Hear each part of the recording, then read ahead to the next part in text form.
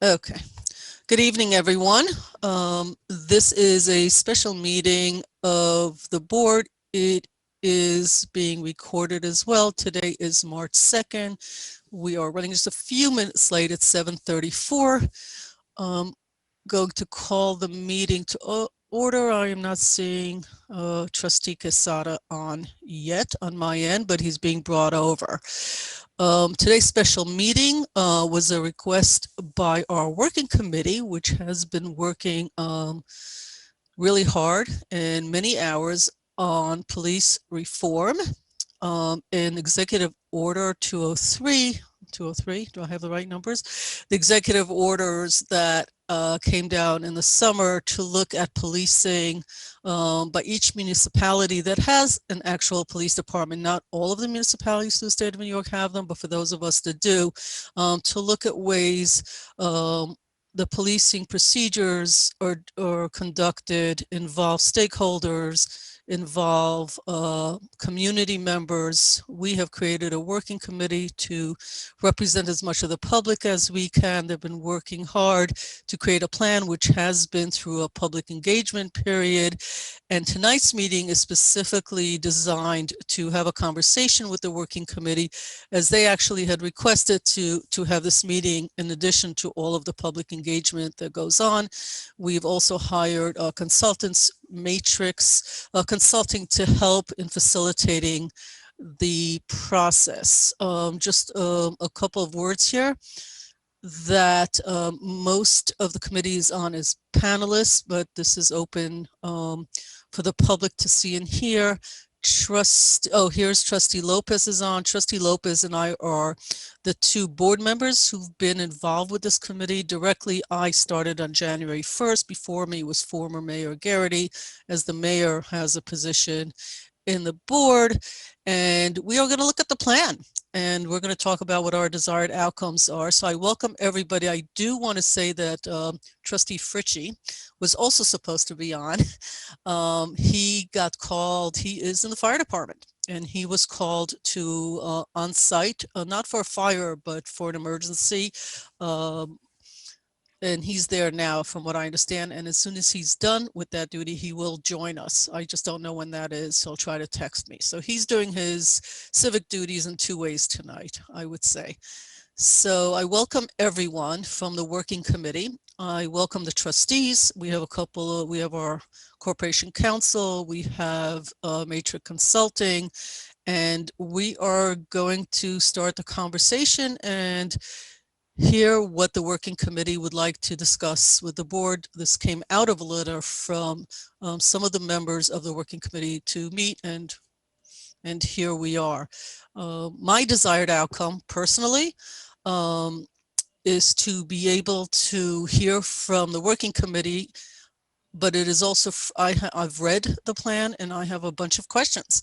And so I'd like to have an opportunity to get more information, more education, and have some questions that I'd like answered so that I'm better informed when I review the final draft of this plan, so that we can then pass it on to the governor. It's not actually the Richard, the state of New York, as is stated in the beginning. It's actually the governor. The legislative body was not involved in this process. It's specific to the governor of the state of New York passing an executive order. So, and I'll correct some of the other pieces of it. Who would like to start? Omar, may I, as you being the longest standing trustee, may I have some words of wisdom from you, and then we can kick off the meeting. Thank you, Mayor. I have very few of those, but I will do the best that I can. I'm really excited for tonight. Really grateful to see everyone. You have given a really great introduction, and so I won't repeat anything that you said. Suffice it to say that the purpose of tonight's meeting is to be able to hear from the committee, in particular to the edits that the group of 8 made during the month of February, but not exclusive to that. If there are other things that have come up since then, I would love to hear about those as well. Any information that you give us is going to be really helpful as we go into this final step of the plan. So thank you. Okay, folks, Is there a format that we're following? It's a work session for you all. Is there somebody that would like to jump in and kick us all off? Yeah, I can do that. I was the one who sent the email on behalf of the civilian members of the working committee. We really wanted to have a public session to kind of go over the plan, because we haven't really had an opportunity. You know, we've had a lot of listening sessions, we've had the public feedback sessions, but there hasn't been an opportunity as of yet for us to kind of talk through the plan with, you know, the board as a whole or with the public in general. So that's really what we were looking to get out of this meeting tonight. And if I might, I would like to talk a little bit about, I think, how we're thinking about the proposals that we have here and how we would like for the board and the public to think about them as well. So you know, we have a lot of requests for changes for things that the department is doing that we'd like to see done differently, or new things that we'd like to see happen. I think what we have all kind of been holding to as far as policies and practices that are already existing goes is we're kind of weighing, number one, what's the goal of this policy or practice? Number two, how are we measuring the success of that? Number three, which is sort of related to that, by whatever method we're using to measure success, is this a successful policy or practice? Is it succeeding in the goal that it is, that's been set forth? Number four is, if there is harm that's being caused by the policy, are we, on balance, are we comfortable with that trade-off? If there's harm that's being caused, does the benefit outweigh that harm? And is this the best way of achieving that policy? Is there another alternate way of doing things? So in a lot of cases, we've proposed things that we think would be alternate ways of doing things, that we think would potentially work better and possibly mitigate some of the harms that we have been seeing and that we're hearing from our community members that they're experiencing. So I would say I think that that's the framing that you probably want to take as you're considering each of these proposals.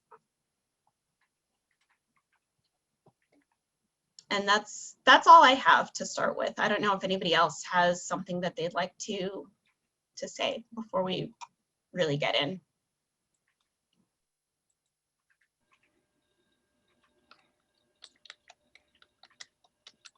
I mean, I can say for me that I was very happy when Jennifer made the suggestion of this meeting as an opportunity to talk it through so that you guys would have a better understanding, rather than us having to go to each of you individually and trying to get you to have a better idea of what we were suggesting.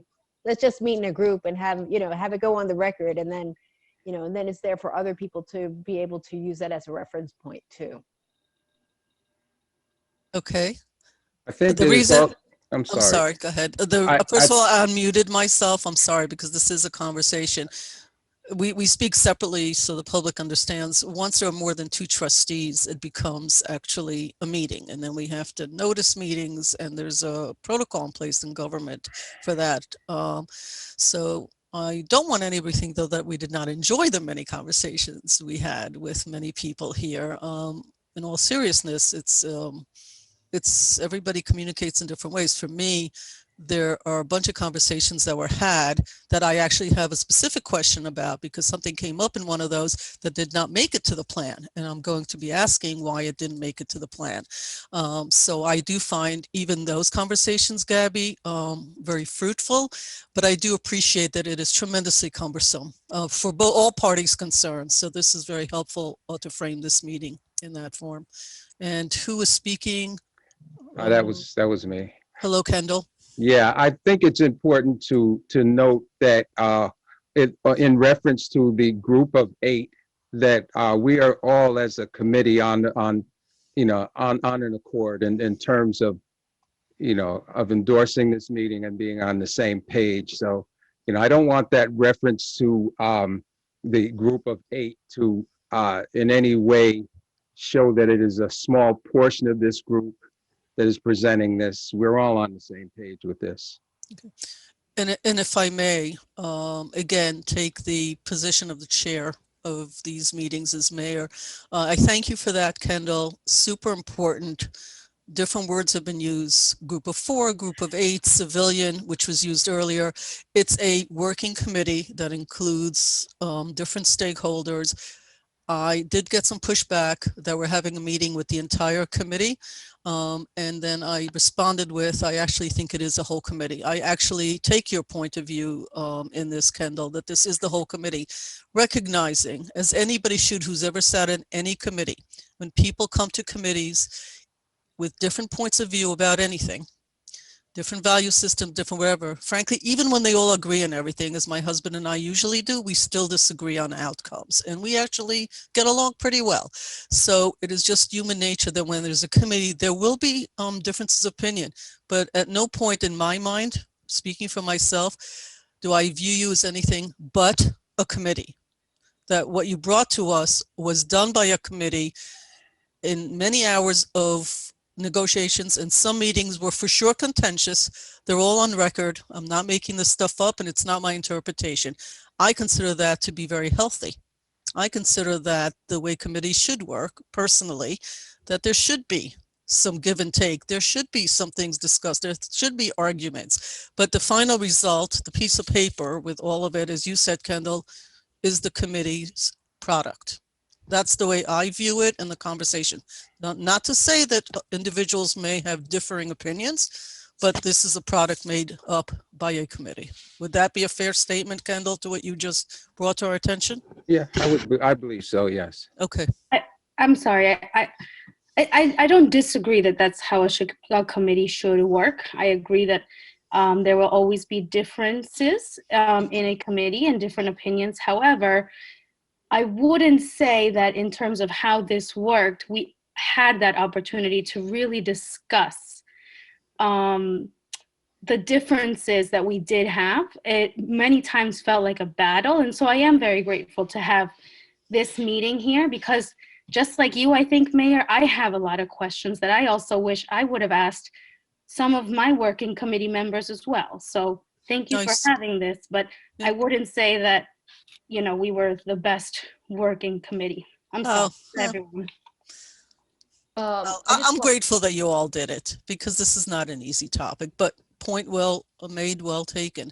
Are there, it sounded like somebody said, let's kick it off. I feel like we already have, but I don't know the format that you all want when you asked for the meeting. So I want to throw it back at somebody from the committee to take over.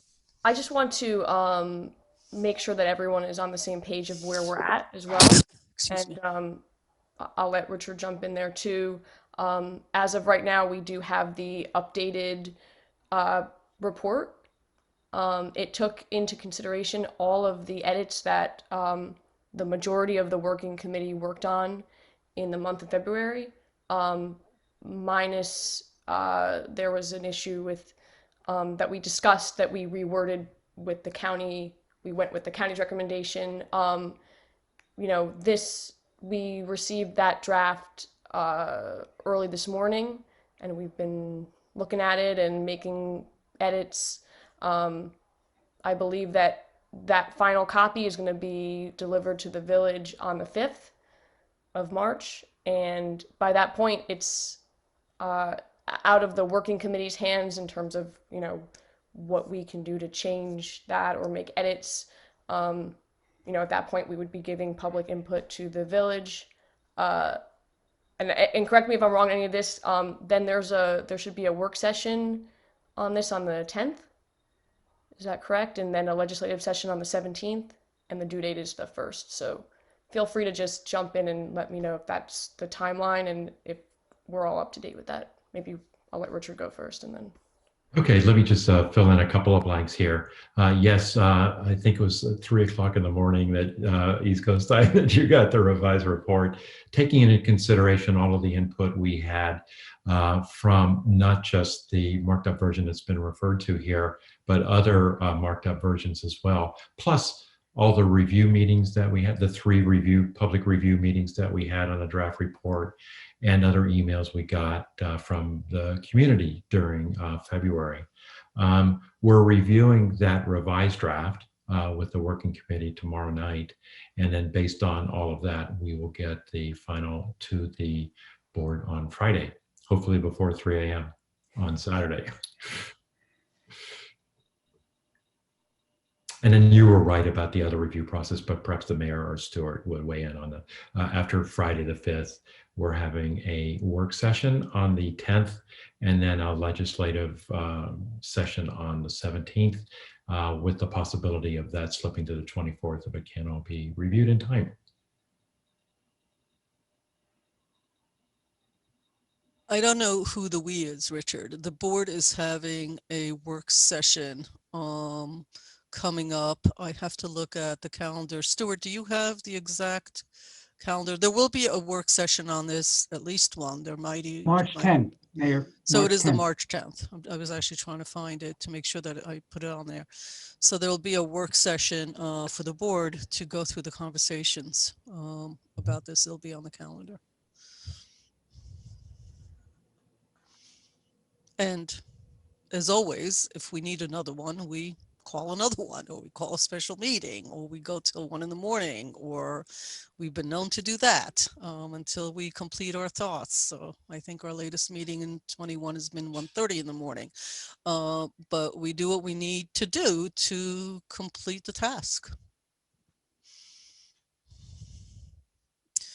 Okay.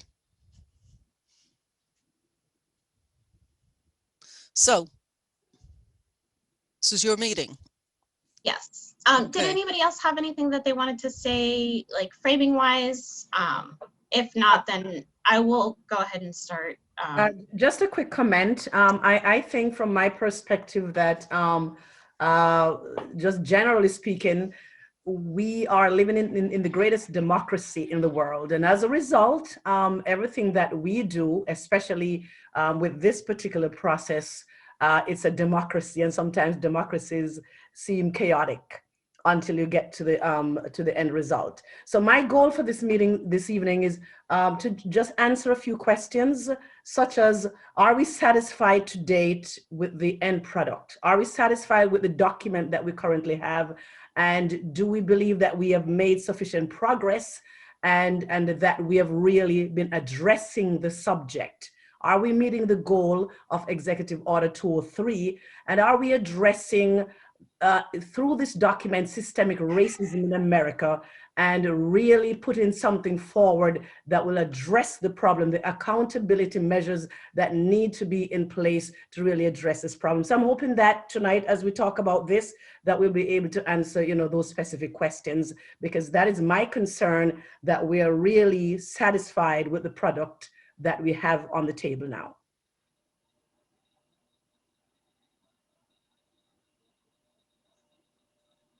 I just want to get a point of clarification. Did you say systemic racism in America in this plan or in Ossining? In Ossining.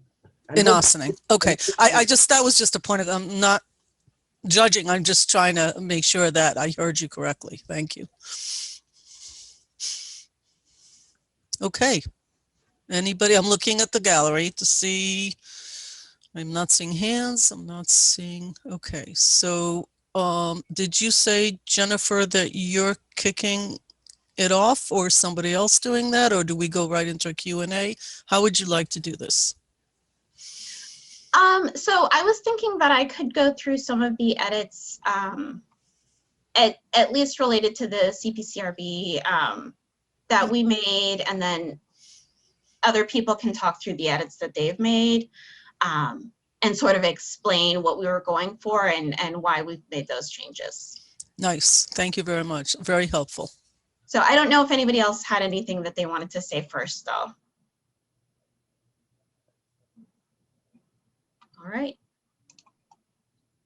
Yeah, I think I do want to say something before we get started, Mhm. because I don't know if I'll have the complete opportunity to express it at the end of this. I think that this effort was a very needed opportunity. I think that this committee worked very hard to do all that they could to make this a very good working document, a document that will follow through into hopefully policy. And I have to commend each and every one of us on this committee for the hard work. In terms of the overall process, I feel in my heart that it's done very little to change the perception of policing, or at least the effort involved in making this this work. It's done very little to change that perception in the African American community. And I think one of the reasons for that, and it's unfortunate that I have to go back to this, but I'll just do it briefly, and I don't want to beat a dead horse, but I'm the only African American male on this committee at this point. I think it was a glaring omission. And I think that although this document is going to be very powerful in its presentation in itself, that it also holds with it a missed opportunity to enhance the perception of government in general, and how it was presented to the Black community.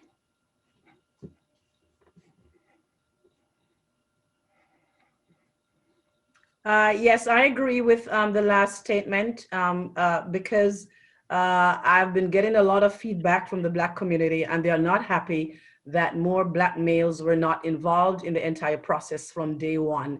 And that has really not served to unify our community. It has only served to kind of separate people, and there are pockets of people who are really talking about this.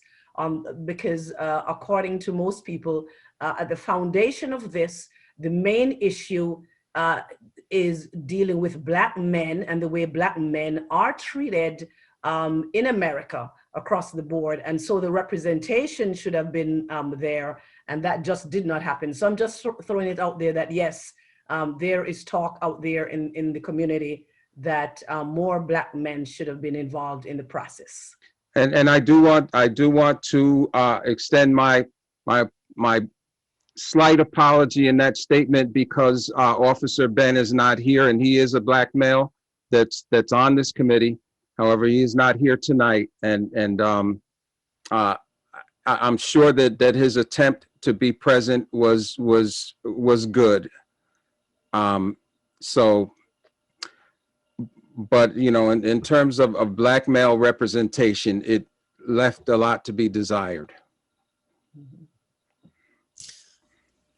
And he is a police officer, by the way. He is an officer of the law.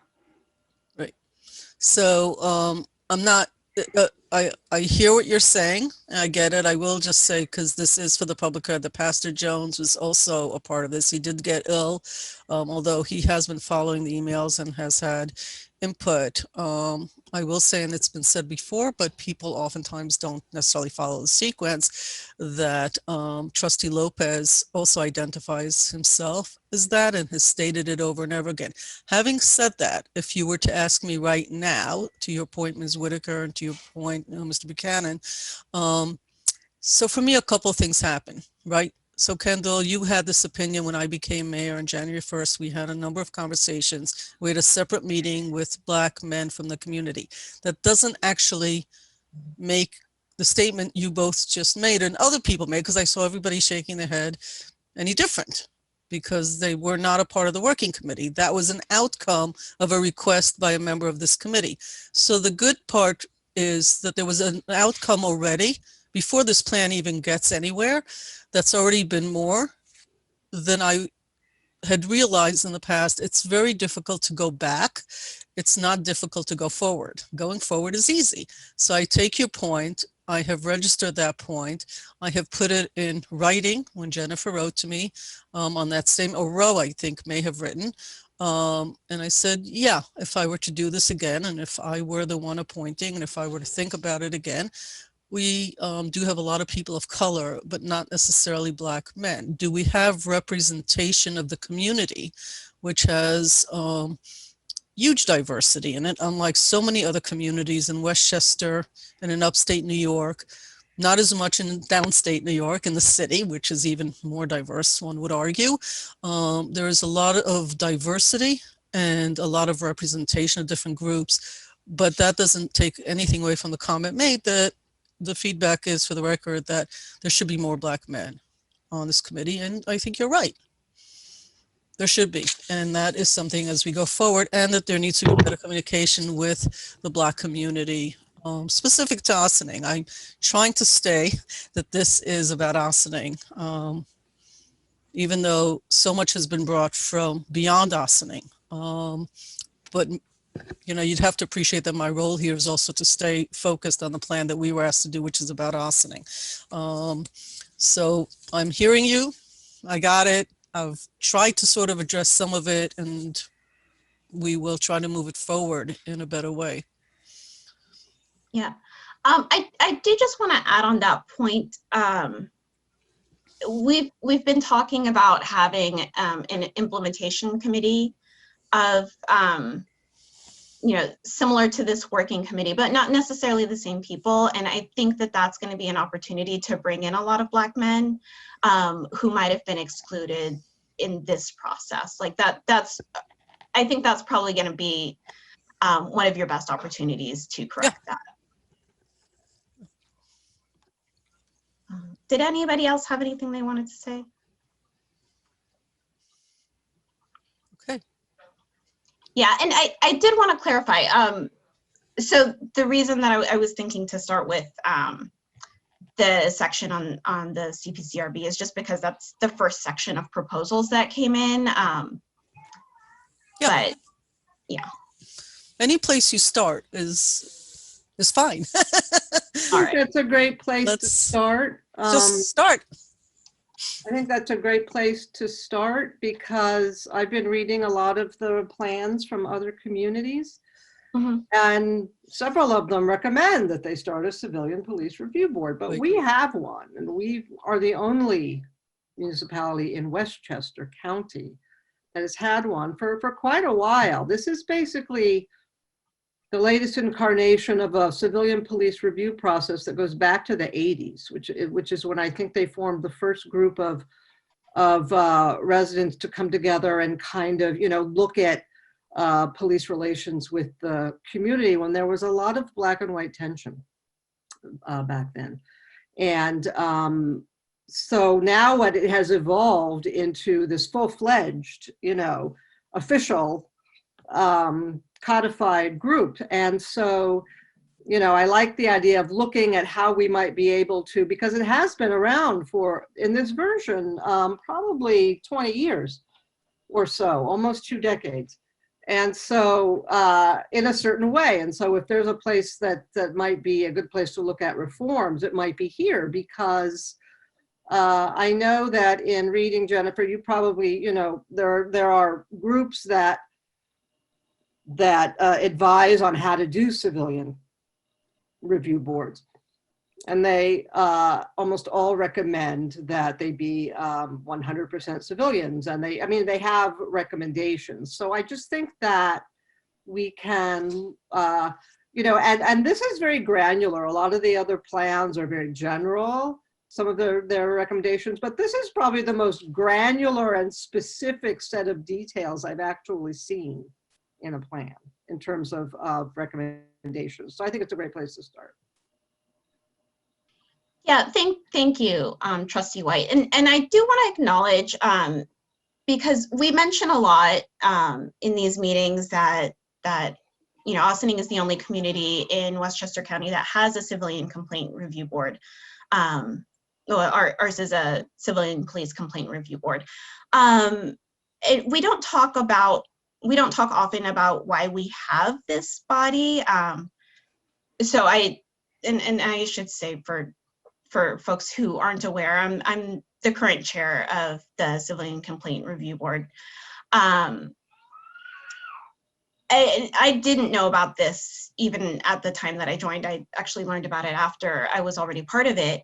But the reason that we have this board is because there was a police shooting. Chris Malone, a resident of Ossining, was killed by our police department.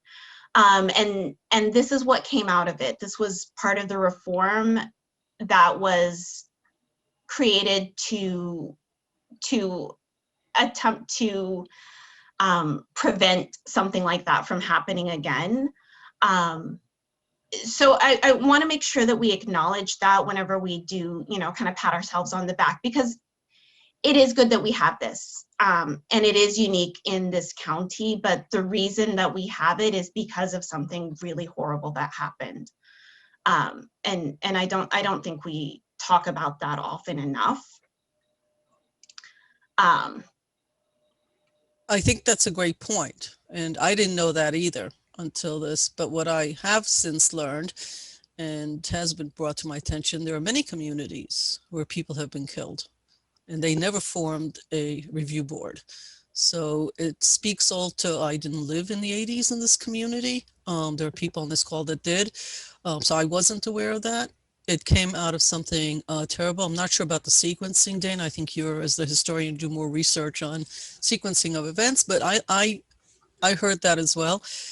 But my thought was, having lived in Brooklyn and having lived in other places, Long Island, there were killings there were shootings, and they didn't form a review board of this kind, and it's a sort of a unique one because it has police on it too, and I think the intention was actually to bring things together. So you're right, let's acknowledge why it happened, but I think similarly let's acknowledge that that's not necessarily what others have done in Westchester and in other parts of New York State or in other places. So I think both are important things to acknowledge, but be that as it may, we have had one that has some history and traction and good things and bad things, which is good for us because it gives us a leverage point, not to start from zero, but as you know, since you're the chair, to start from something. Mm-hmm. Yeah. Thank you for that.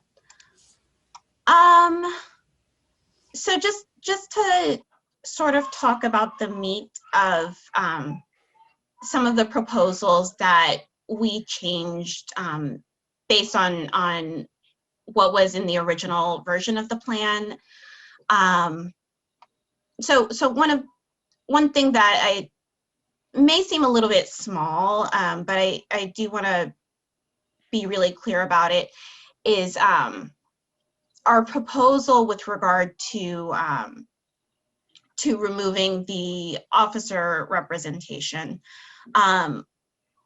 In that proposal, we mentioned that, or the written version of the plan mentioned that there would be no alternates.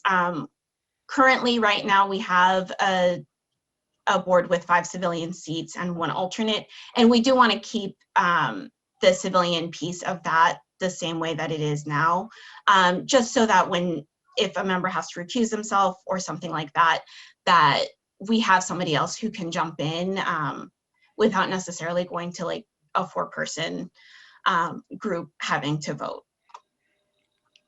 We just want to make sure that we always have the opportunity to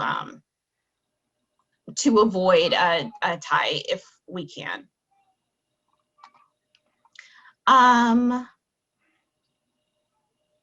Another of the yes. Can I interject, Jennifer? I'm sorry. I don't know about the history of the review board. Why is it that it needs to be exclusively civilians and maybe a couple of trustee members and no representation at all from the police department? Why is that so? Because I read that today and I was kind of, thinking about it and wondering why. What's the justification for that? I think, Bishop Whitaker, I think you might be talking about the governance board, which is different. That's the one that would have some trustees on it. Oh, yes. The Civilian Police Complaint Review Board, as it is now, reviews complaints against the police.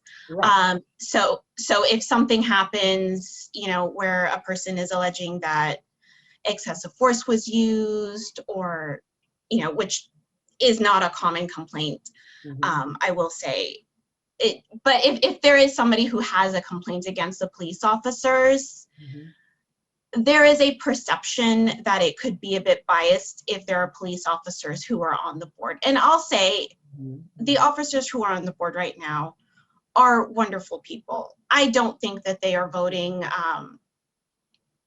I don't think that they're considering things unfairly, but I also think that it's really important that the public trusts that process. And what we heard from the public is that they don't trust the process. So this is a way to try to build that trust. You know, our department is small. It's about 60 people. And I think that's like total, and there's some openings right now. So it's not even 60 people right now. But I've worked at organizations. I have a long history of working in the nonprofit world. I've worked at organizations that are that size. And when you work somewhere where there's only 60 people that you work with, everybody knows everybody. There is not a way that you can have something like what you might see in New York City. Not that they have police on their review board either, but if they did, you have officers who don't know each other. They've never met. They may never meet.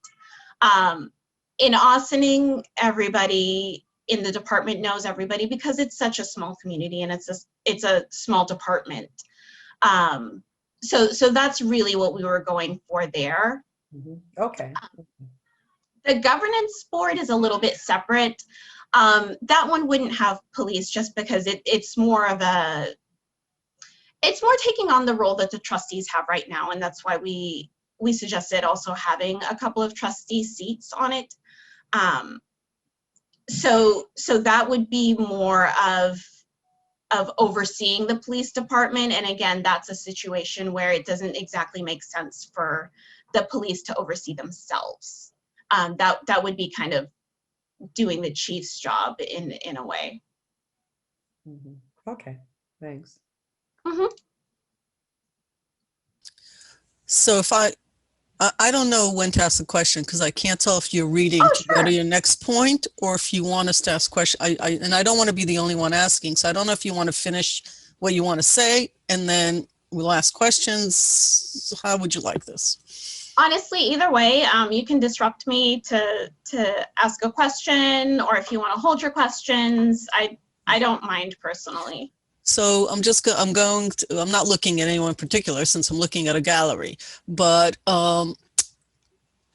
to create just a civilian police review board, I think it also was suggested at some point to pull it out of the police building was the other piece. And a lot of that has to do with how one feels coming in, right? That's what you were describing, is the feeling that you have doing that.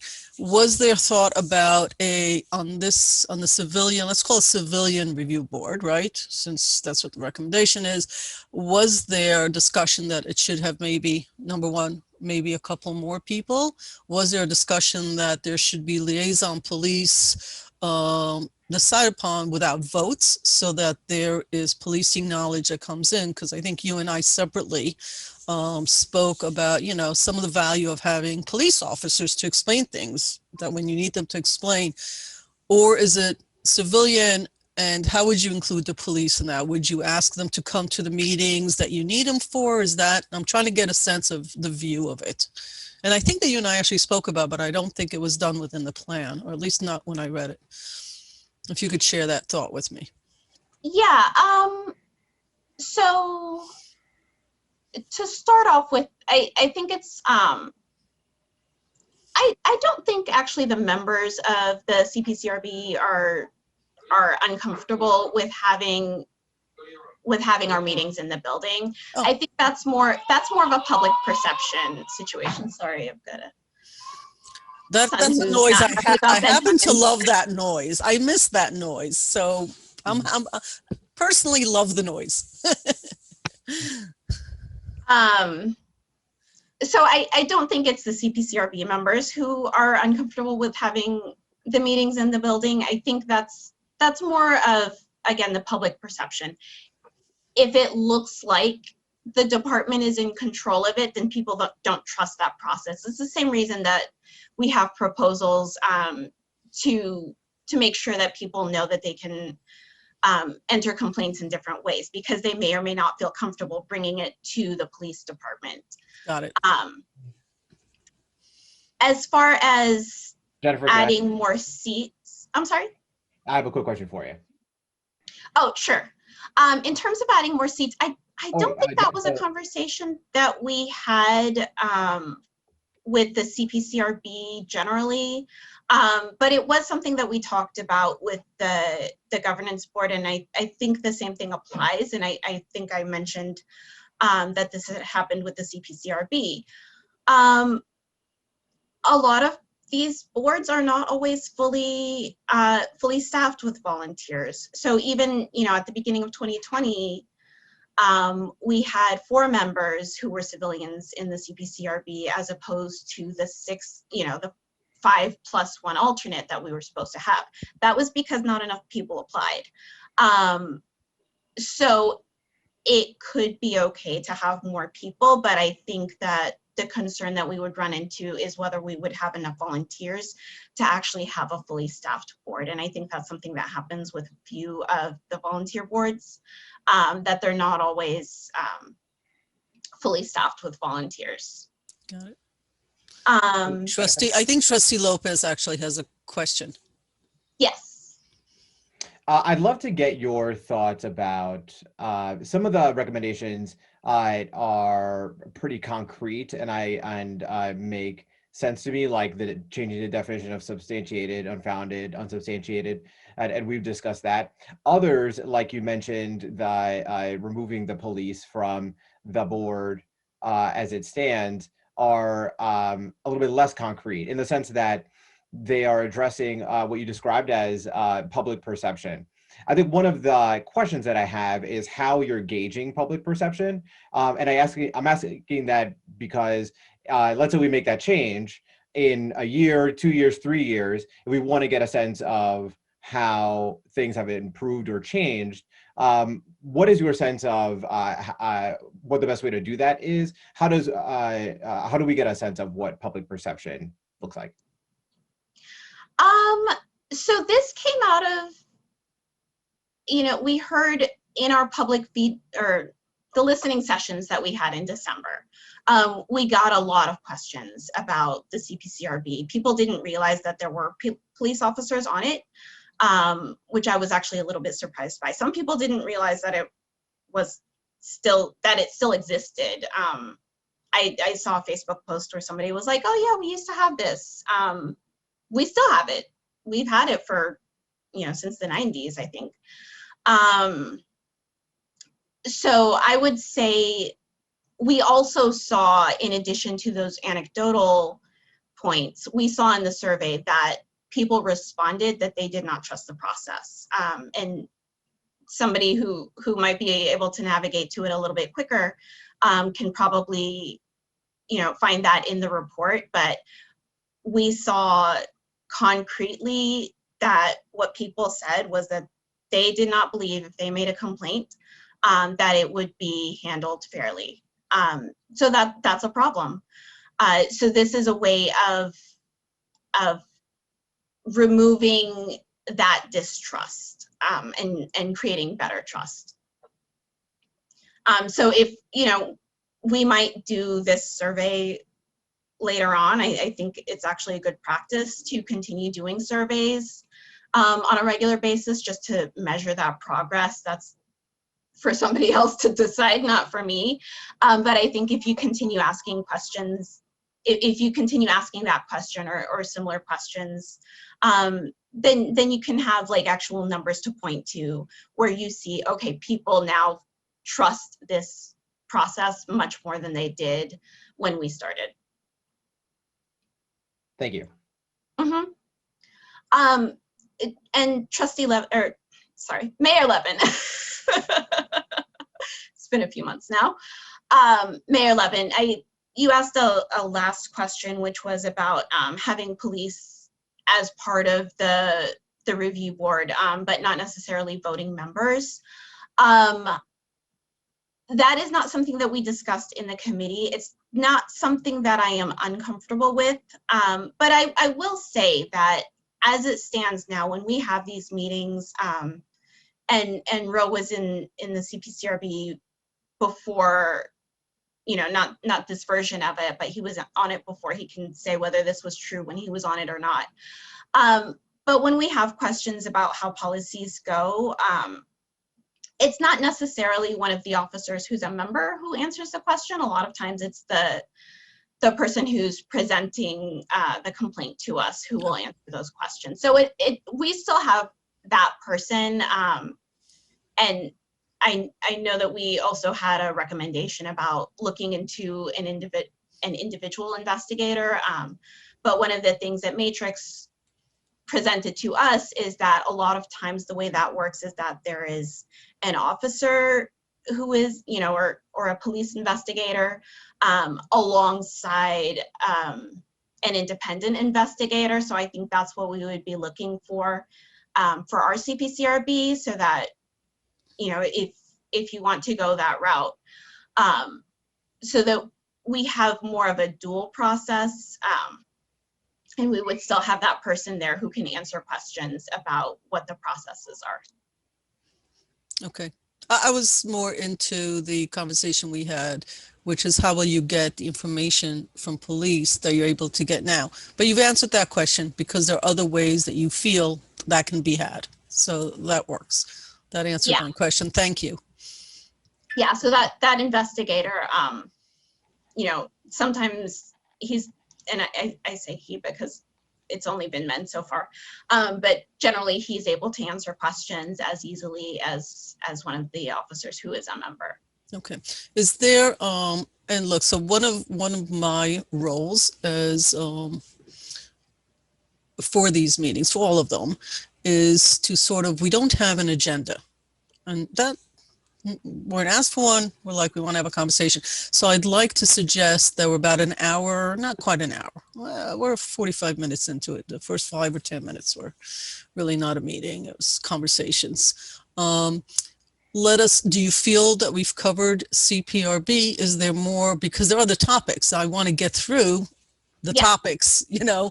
So I don't want to push you on one hand. On the other hand, since you brought it up, do you feel that you've covered the things that, as you said, were maybe revised or reworded, answered my question? So my 2 questions, answer Trustee Lopez. Any other trustees want to take the opportunity to ask about this topic? So we might move to another topic that somebody wants to bring to our attention that they feel, as was stated earlier, may not have been brought up with all the many meetings and all that they would really like to use tonight to make sure that we hear it, it's underscored, etc. I'm going to go first to my first part. Any other trustees with questions right now on this topic? And Jennifer, do we want to move to the next topic? I happen to have just a general question. I understand what you're saying about the process. My understanding of the process, that the complaint comes in, it goes to the chief, and then it's brought to you guys, correct? That is what's happening. What is laid out in the code is that the complaint can go either to the department or to Village Hall or something. So in the code, it sort of implies that we might get a complaint first. But in practice, what's happening is that it goes to the police department, it goes to the chief, and then it gets to us. Okay, so you basically, what I'm hearing is there's no recommendation on how that complaint should come in. We have added a recommendation about having an online process. Okay. My second question, so you, all civilians, are reviewing a case. And you come to a stalemate because you don't have any context on maybe what's written in the report, that an officer being present would be able to give you context with that. What do you do in that case if you don't have these officers at the meeting? Yes, so as I mentioned, even if we go the independent investigator route, what we are envisioning is that there would still be a police investigator. That police investigator is a police officer. Right now it's Lieutenant Zimmerman. Yes, Lieutenant Zimmer. Sorry, I keep calling him Captain Zimmerman. So I always have to think about it. It's Lieutenant Zimmerman who is the internal affairs person. So if there were a complaint that weren't coming through us, he would still be the person who investigates. So he's an officer. He knows what the processes are, and he would be able to answer those questions. Okay, and this independent investigator, I'm presuming that there's a cost figure on this investigator, correct? Yes, yeah, there would be a cost associated with that. So we came up with a couple of proposals for how to mitigate those costs, because it could be expensive. So one of those would be to talk to some of these other municipalities that are also forming CPCRBs. Most of them are looking at independent investigators themselves. So there might be a cost sharing situation that we could enter into with one of them. Another possible method would be just to have a fee structure where we're paying just for each investigation that they're doing, so they're not necessarily on a retainer for whatever comes up, but when we need them, then we pay them for that individual service. Okay, thank you. Right now we see like under 10 complaints most years. All right. So we don't think that would be too expensive. That's all I have, Mayor. Thank you. I actually have a question. When a complaint comes in, I think like Trustee Frisch said, it goes to the CPCRB, but could also go to the chief or both. Is that correct? So right now what happens is that it goes to the police department. Usually somebody brings it in by hand. Mm-hmm. It goes to the chief, then the chief sends it to me. It's supposed to be within 3 business days. We've had a little bit of difficulty with that. But then at that point, it gets distributed to everybody, and then we have a presentation at our next meeting after it's been investigated. Yeah, well, I guess my question comes from, I guess I'm thinking like, if it goes to the chief and then the chief is also giving a report back to the CPCRB, then you're also already getting, police input when it comes to policy in terms of police, especially it's coming from the chief. That's a pretty high, well, the highest chair, right? To get the recommendation from. Like, how closely do you, chief, work with the CPCRB when the recommendation or when the complaint comes in? I don't. I'm not permitted to speak with them. It's just sent. It's No. You just give it to them. Oh. It's not mine. The internal affairs investigator investigates and puts his recommendation on. I'm not permitted to communicate with the CCRB. I think she's talking about how the complaint comes in. So Right. I write an email and it goes somewhere and it No, he answered my question. Yeah. No, I receive the Oh, okay. complaint. I assign an investigator. That investigator has it from there to the end with the CCRB. The CCRB's job is to review the investigation.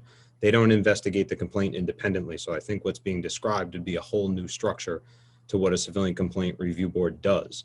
The police department conducts the investigation. They review the investigation to see if their recommendation matches with how the police department handled it. As of right now, I am barred from communicating with the CCRB, so I have no contact with them. Well, you will get the report. So it's not like you're barred from getting any information. You just have to wait until they do theirs and then you get it from them, right? I get nothing from them. Never? I find out what their finding is after the fact from Right, my that's investigator. my point, right? You will get it after. You let them do their job, then you get it, and then you guys can discuss, or you never, ever. No, my investigation comes first.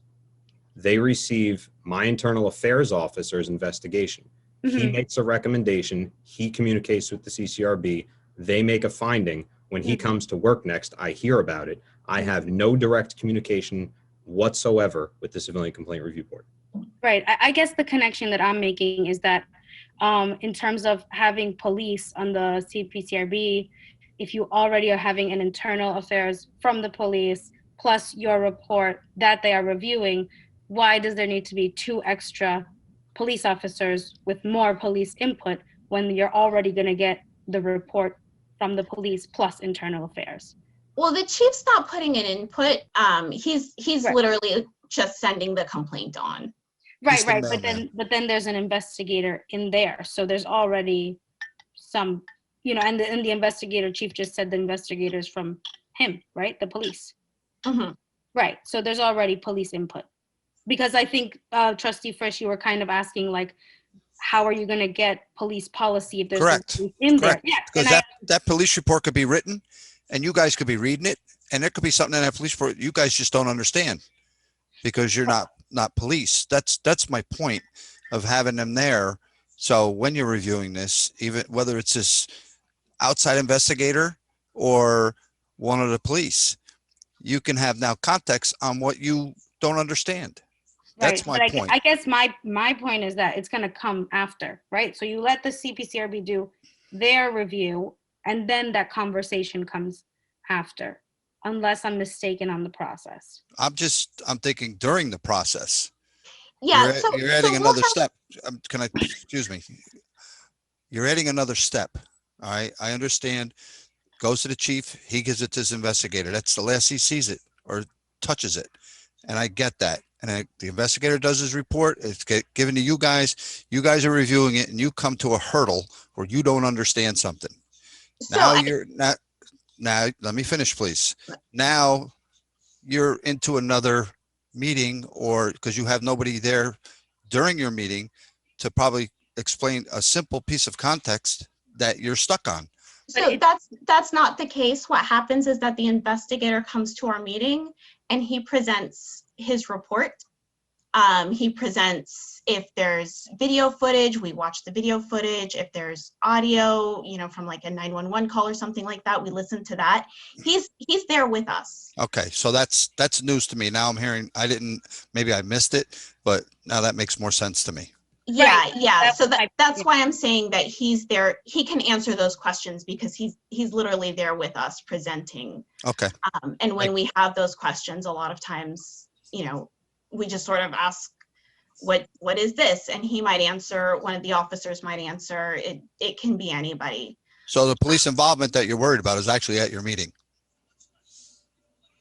I'm sorry? The police involvement that Maria is talking about is actually at your meeting because he's the one doing the investigator. So it doesn't go any farther than that. No, the extra 2 officers.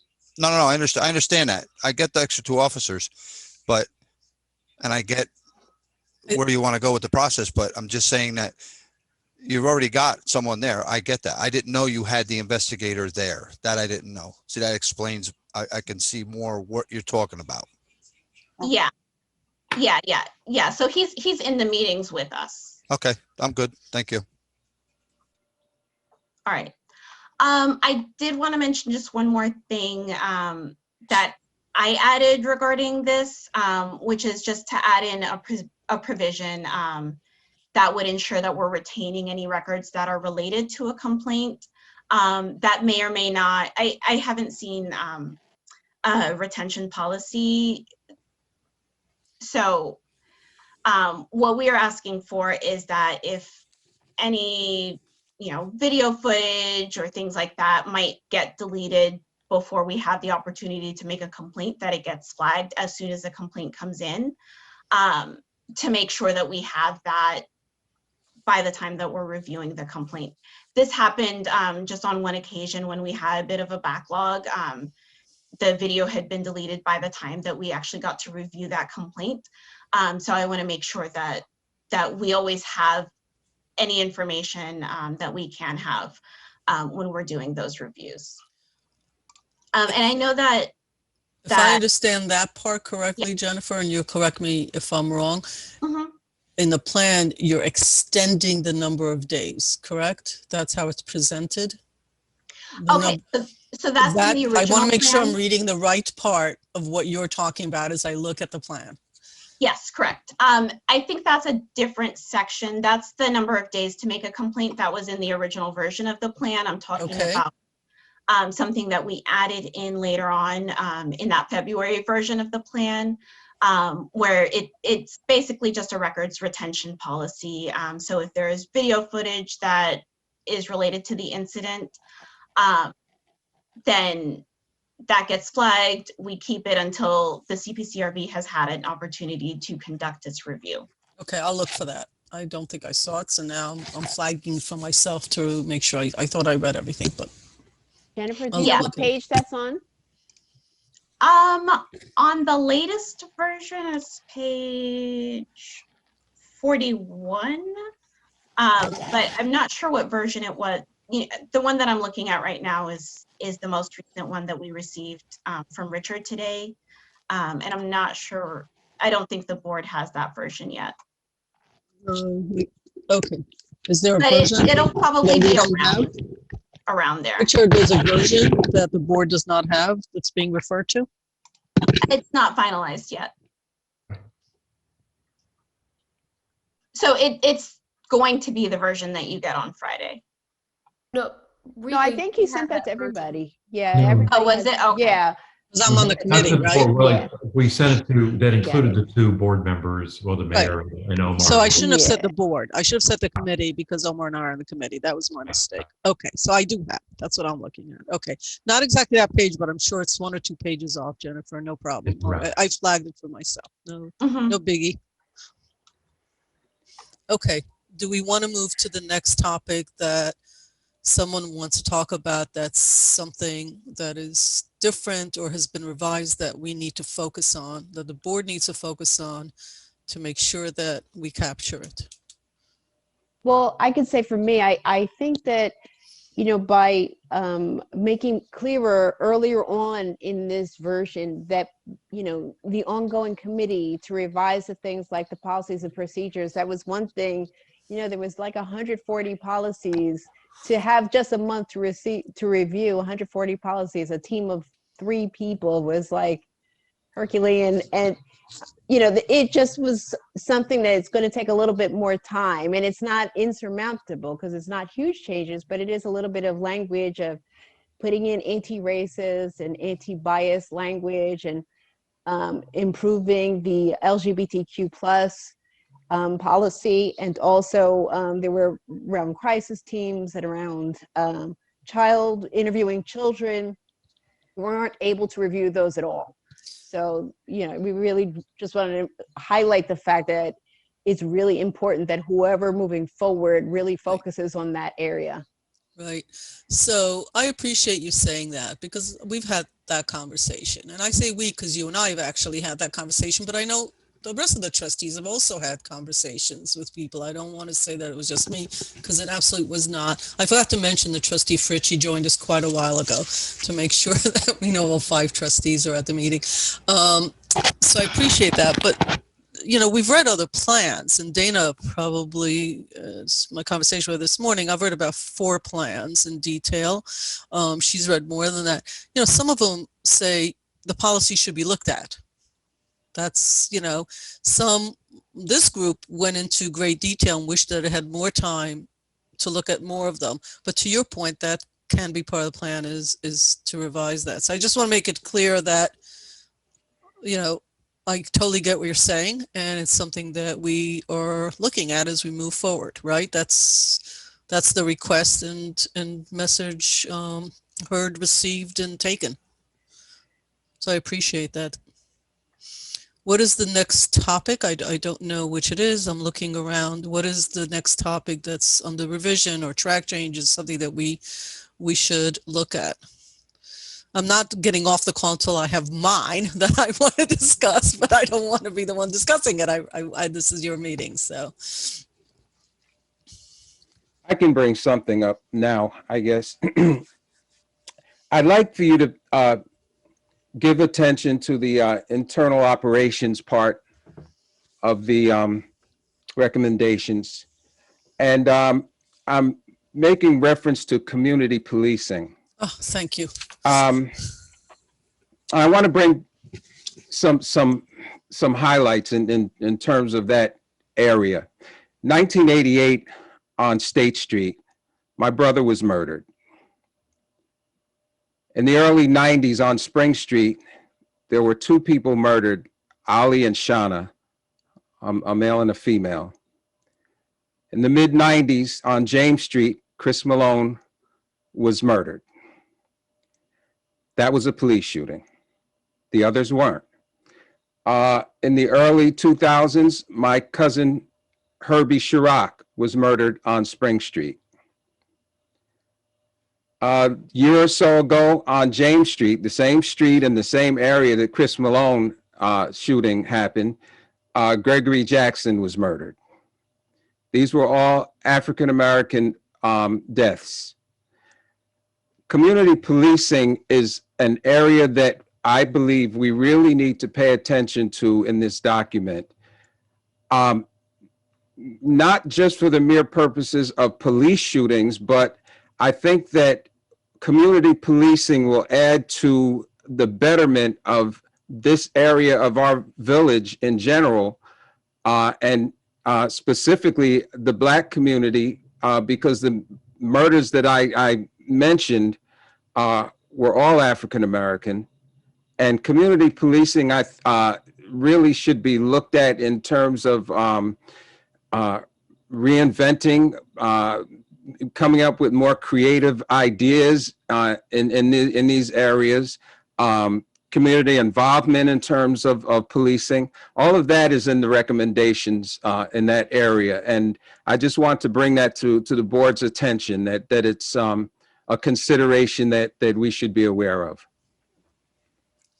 So first of all, you know, there's nothing but as a member of this community, as a parent, a daughter, a wife, a mother, and all that, the loss of a life is really one of the worst things that any community has. So I heard a lot of the stories in a lot of the groups, and your topic is the one I keep referring to from the minute this meeting started. Exactly what you said is what I wanted to bring up, because when I read the plan, it did not scream out to me community policing, neighborhood policing, the way you, Kendall, had brought it to my attention in the first week, the Thursday we spoke in the first week of January. Those recommendations have been edited and added as well. Right. So what you had, and I do want to, that's what I wanted to bring up in this, because I thought that was powerful, more powerful because it's very personal, but powerful because even for the many people who said that the police narcissism in relation to where they were born, where they came from, whatever, is actually pretty good. And the survey also attests to things are good, not that they can't be better, but the idea of neighborhood policing and community policing, beat cops, and all the different words of, you know, Spanish speaking, where there is a predominantly Spanish speaking neighborhood, in the Black community, to have a direct line, and in different communities to actually have somebody that you can go to that is familiar with the community, that the community knows, is what I got out of our conversation. It didn't jump off the pages for me in this plan. So I'm going to be thinking about how to move that forward, because I think in a village like ours, especially in villages, we're not a big city, especially in a village, there are opportunities to improve on that, either through budgetary approvals or whatever.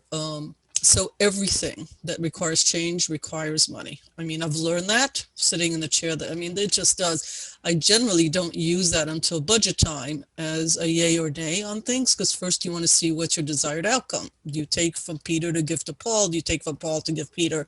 These are decisions that trustees make in a big picture, along with the village staff and the police chief and the school system, etc.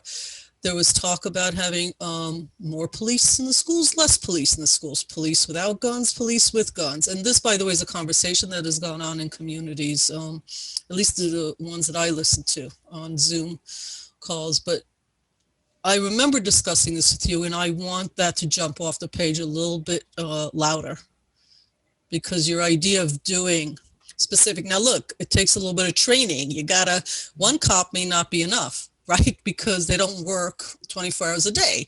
So if they work 30 hours a day, because the other 10 they're in training, 30 hours, because there's also training, there's vacations, there's sick days, then they're not there full time when you need them. So you may need 2 or you may need 3, right? Depending on the community, depending on, but I think this is one of the things out of the plan that jumps off the page, I think is very important for me as a mayor of a village, rather than as a mayor of a city, where, you know, these sort of things are probably bigger and more part of the infrastructure. Some people say that we used to have more of that in this community. Others say, no way did we have that. That was only in certain communities and in certain streets. It wasn't in all of them. So I've gotten a lot of mixed feedback, but you've been very instrumental. And that's the one thing I wanted to make sure we don't leave here tonight.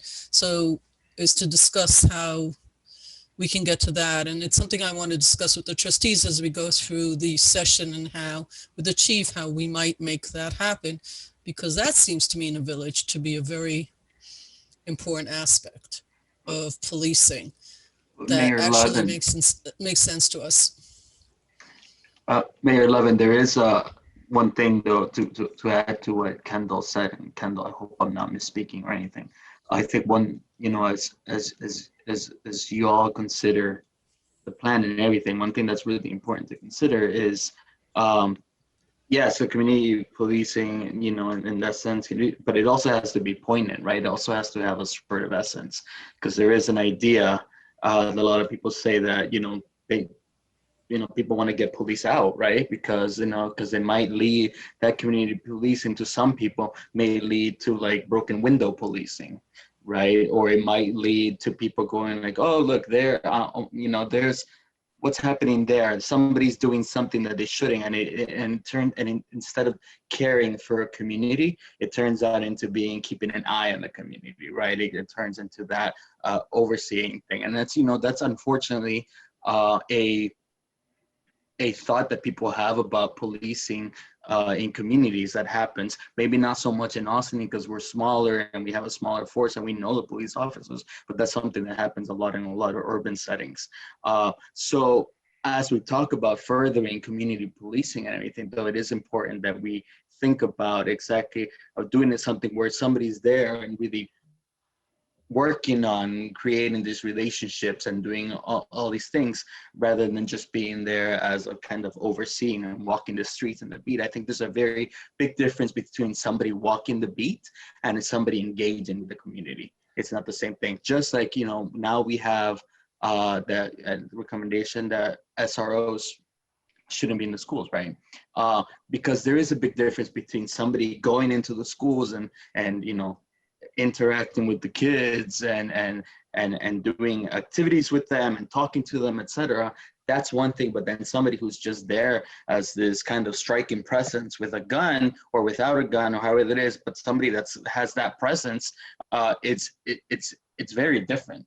It's very different. I see people smirk while I say that, and the reason is because to me it makes a difference to see somebody with a gun or not in terms of accessibility, right? Of how that person is approachable and how that person is either there to protect me and everybody else around me, or to not, or just kind of there as I'm going to stop things from happening, and kind of this imposing figure that can be really intimidating. So absolutely, and this is why in the updated recommendations, I specify some, or go into some areas that to suggest some more creative ways. Right. If you look at what was edited, I talk about how you know, how we can pretty much improve relations. You know, I mean, community policing is more than just having more people walking the streets, more policemen walking the beat. You know, that's just one part of it. And I understand that you know, in present day, the Austin Police Department has made efforts, you know, to become more familiar with the community. I think that we have to work on that further. I think that has to be improved, and especially in light of these situations I mentioned, where over, since '88, sure, they might not happen every week. This might be a smaller village than some of the other ones, but it's a long-term murder list. My brother was killed in 1988. I mean, no, it wasn't a police shooting, but there are these incidents that continue to happen periodically, and they seem to be in our community. So there has to be some way of better policing, better police representation of the community. And I say that to specifically speak to possibly more African-American officers. It's vast. Sorry, Chief, I'm not sure if I misspoke about the armed police or not at the school. I that's what I heard. I'm not sure. I laughed because when you talked about cops being in school and with a gun and imposing, and I've never been called imposing in my life, so I enjoyed that moment real quick. Other than that, Kendall, I just want to add back to, I wholeheartedly agree with you, Say.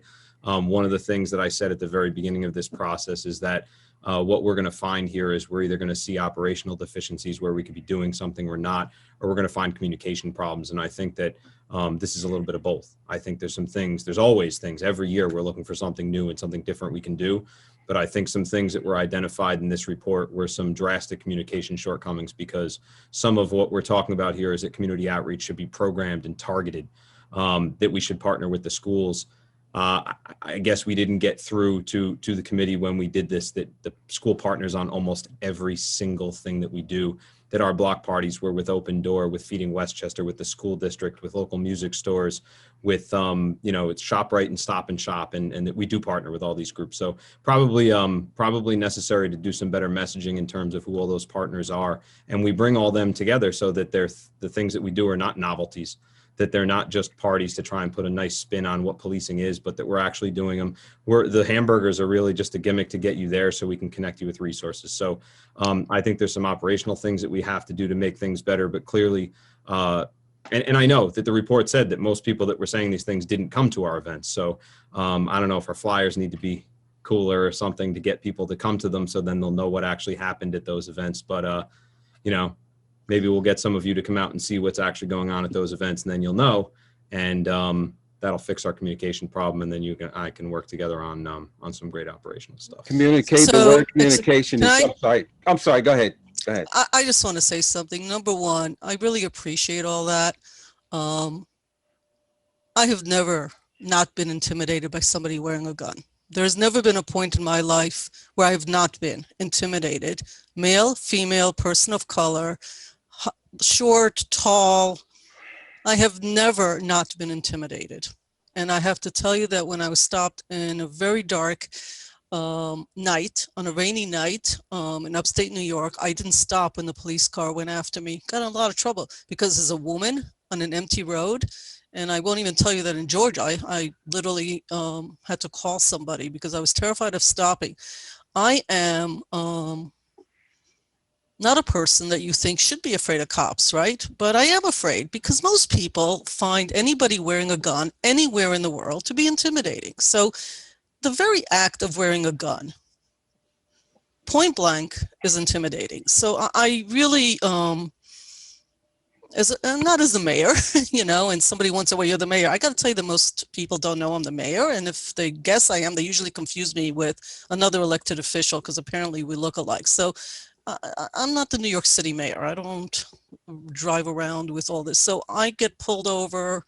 I get help. Sometimes a cop stopped me and asking to actually help me because I didn't realize I was dragging a cone behind my car. I ran over a cone and it was dragging.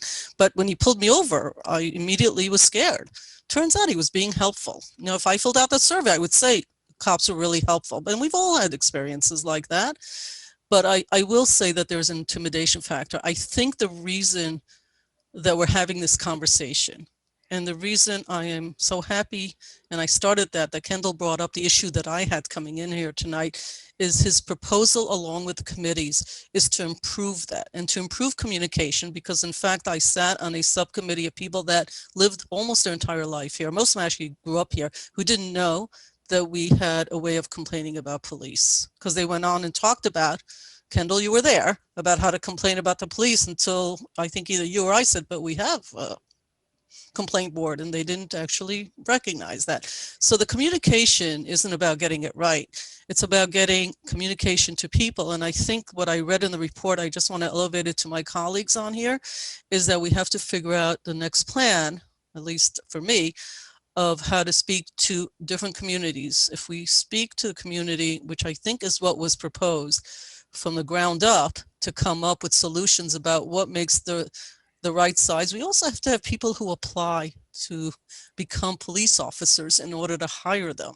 We really do. And I think that has come loud and clear from all of you on doing this, that it isn't just, you know, a magic like show that says, hey, we have 100 candidates, just pick one. It's just like it is hard to fill a committee, as was earlier said. It's also hard to fill someone. So we have to do a better job with that. But this piece for Ossining, not for the United States of America, not for Ossining being a village with the Black community, has been around, I used to say 130 years. I've now learned through our historian, I have to say 400 years, that there's an opportunity that we shouldn't miss. And that opportunity is to speak to people ground up and say, what do we need? It's not just numbers. What do we need? What does it look like? In this other community, in this other neighborhood, may look a little bit different, maybe a different piece. The school is, to the chief's point, and I learned that from him last week, if you guys were following it, which I had a lot of questions about. In other communities, this is a big issue. The reality is that the Board of Education is in charge of their facility. And it's really their responsibility to either ask for police to be on their campus or to ask for police not to be on campus. They are a governing body because they control over 70% of the taxes paid in this community. It isn't just because they set policy, it's because they have some fiduciary responsibilities. There are a number of them. They are, I guess you can call them civilians, just like we're civilians. We are just your neighbors who run for office and we get elected. To represent the public. They represent the public, and the public should have a voice through the Board of Education and their elected representatives to talk to the police. If they don't want, and the chief made that very clear, if they go to the chief of police and the police department and say, you know what, parents don't want the cops here. They don't like it here, or they don't want them in the middle school, but they want them in the high school, whatever. The Board of Education should be the ones that make decisions, and they could do that every year. They could meet with the chief. If I were to write a plan, I would say that the chief and the Board of Ed should meet once a year, a couple of times a year, make a decision, and that allows you to be flexible. 1 year might be okay. A new board comes in, they might say no. That is not to say that if a crime is committed on a campus, a crime, that the police isn't allowed to come on the campus. It's public space. They not only can, they should, because a crime is being committed and they were called to come. That's different than having that. So I just wanted to make some of the different, like, just to be clear, but I think this is an important point for a village, unlike a big city, unlike a rural area where there might be 55 people on 38 miles who may not have any of these issues, right? Their plan's going to look very different to the governor. So this is something I'd like to focus. I'd like to move on. Based on, and I think, Kendall, I'm just checking in with you because I need to hear that what I'm saying, that I heard correctly, that this is like your vision, not just yours, you brought it to the committee, but that this is in line with what is being brought up through this process. Mm-hmm. Absolutely. I appreciate that. And it's not like this is the only time you've got my number. Anybody can call me and say, you didn't quite hear that right. I think what we really want is this, but for the public record, I just want to make sure that this is what you had in mind. Mm-hmm. Can I make a comment on? I think that this is very productive, right? And I think it goes to show how You know, I don't pretend that from October to now we would have fixed everything. We could have come out with an amazing community policing plan. I'm sure we would have been much closer if we had this type of conversation that is much more productive seeming right now, many months ago. And so I think it just goes to show, you know, how this process, right, of how we worked as a working committee. Yes, we did do a lot of work, you know, on the draft, on trying to figure out what we really want to say. But these types of productive conversations where Kendall could have explained to us what his vision of community policing for Austining would have been like in October, we could have had an amazing plan right now all together. If Jennifer could have had an amazing opportunity to explain what the CPCRB is to all of us before now, before it seems like we only have a few more weeks and we're rushed, I think we could have had a much better plan that myself, I would have been a lot more proud of. You know, I will talk about the issue that, you know, I want to address after, but if I would have also had the opportunity to really have a conversation with all of my working committee members, right? And that includes the chief, and that includes, you know, trustee and Omar Lopez and the mayor, even though it wasn't you, Mayor Levin, before. But if we would have had these productive conversations before, I think that we would have been much prouder of where we are right now, or myself at least.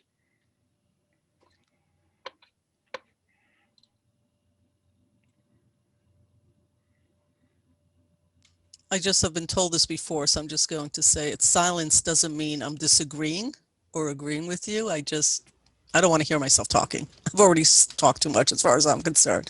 So I'm shaking my head. I'm hearing you. I'm taking it all in. Journeys are journeys. Sometimes, you know, they take longer, I think, than some people want them to. Sometimes not. So I hear you. I just don't want my silence or anybody's silence on the board to be perceived that we're not agreeing with you, or I just don't make that clear. May I have like somebody want to discuss the next topic of, you know, we covered this one. We sort of talked about the schools. I don't know if somebody wants to bring that up. Again, this is a path that you can follow in any direction you want. It's no boundaries. So I can say for me that with the policies and you know, that we already addressed that, so I don't have a need to talk about that any further. But I did want to say, you know, one thing I had said throughout was that this is going to be a difficult process, which for me was part of the reason why I wanted to be part of the process, because as a social worker, I don't necessarily get defensive. You know, that doesn't mean I don't get upset when someone says something I don't like or I feel disrespectful, but I can keep it in perspective and it's not personal. And I know that this is part of the process. This is such a difficult thing for us to do, changing the way that the system works. I mean, that you can't expect these conversations to be easy. You know, we have to, if we are really doing good work, it has to be an uncomfortable process. So the fact that we got through it and now we're at a different place is a milestone that we should be very, very proud of. Even if the document's not exactly what we would have liked in the best case scenario, but there was really no way we could have ever gotten the best case scenario because we had to go through that in order to get here.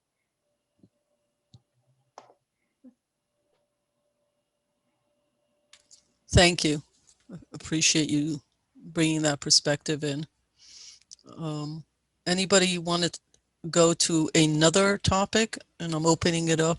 I think we went through some of the main ones. Any other topics that come to mind that have not been? I can go ahead if no one Please. else. So I do just, you know, I want to say that when I did join this committee, I was really excited to work together and especially work with the police department. I am a true believer in, you know, like community and working together, and that's the only way to advance. I really don't think it should be us versus them. I don't think, you know, it should be a battle. Unfortunately, I feel like it might have been that way. And I don't want that to continue. I think that the only way that we can move forward is if we work together, and we're seeing that today. But so what I do want to share a little bit is the perspective that I think, we have in town, right? Like we've talked a lot about like OPD and ICE. We know, we've heard from the chief that it's not that they have a partnership. There is no partnership. It's not like he works for ICE. But when ICE lets him know that, or lets, the police department know that they're coming to town, they have the handshake agreement to, go with ICE, or maybe like be around for the protection of the community. However, I just want to talk a little bit on how that perception is impacted, even though it could be with good intention. It's impacted in a way where, for example, I've gotten the opportunity to speak to a few people who have been impacted, and I've heard positive and negative, right? So I've heard one story of a man their family was thankful because the police were the ones to, be able to call and say, hey, your brother was taken by ICE, and so now they weren't like wondering where their brother was. However, I don't know that that's an instance that the police department needs to be there, right? If the police department knows that ICE is picking up a certain person, they can also just make that phone call, if possible. Another experience is Diego Puma. He was like, pretty big name, right, in terms of deportation that happened here in Ossining. And what I heard from his father is, there is the perception, I think, in the undocumented community that when someone is detained, it's because they have done something other than just be here illegally, right? So yes, you are detained because you are here undocumented, and that is not legal. However, once you are now being detained by ICE, that means that you've probably, right, in the eyes of the immigrant community, you've done something really bad, right? And that could be, drinking and driving, selling drugs, gang, like domestic violence, right? So there's the perception that when someone is taken in town, or when someone is undocumented is taken, that's because they were probably a really, really bad person. And so what happens when there is something like this, right? Now, it becomes a scandal, right? Now it becomes a scandal for that family and the family that's left behind. After Diego Puma, there was a huge debate within the immigrant community or the Ossining Hispanic community. Oh, was he a drug dealer? He was in gangs. He did, he was crazy because he painted his hair pink, and that maybe he's gay and that's why he was deported. Like, there were really these really problematic conversations, these really, really problematic notions going around that left his family, his father, right, his cousins who were in high school as well, with having to answer these questions, right? People would call and say, hey, I didn't know your cousin was a drug dealer. And they're like, what are you talking about? My cousin never did that, right? So having ICE detain someone in town is already scary. Having the police be there with the lights and, just around is adding on to that scandal in a way, or creating a scandal in a way. I do understand that, there should be someone watching. There should be someone there just in case to help. We've talked a little bit about, Althema even mentioned, right? Like, we talked about a crisis intervention team. What if the crisis intervention team is the one to, be the observer? If the police department knows, kind of where the situation is going to happen, like, figure out a way that we can try and make this situation less harmful than it already is, especially for the community. Because even if you don't know the person, like, the next day you could be like, oh, I didn't know I had like undocumented or people like as my neighbors. And now you think that you're living in an unsafe place when your neighbors were people who paid taxes and were amazing the whole time with you, right? So we don't want that image here in Ossining. I think another thing, and this is where I say like I would love answers, right? Because here's where like the perceptions happen, right? I think in town, the community doesn't really understand, right, why the police department is there. And I know, Chief, that you have tried to explain that. And I think there needs to be more explaining, right? Just like we know with everything. But some of the misconceptions that I think we need to tackle are that some people think that the police department has the right to stop ICE. I know that's not true. Unless I'm wrong, please correct me. But some people think that you guys have all of the power to say, hey, ICE, you can't come here. So that's one thing that needs to be addressed.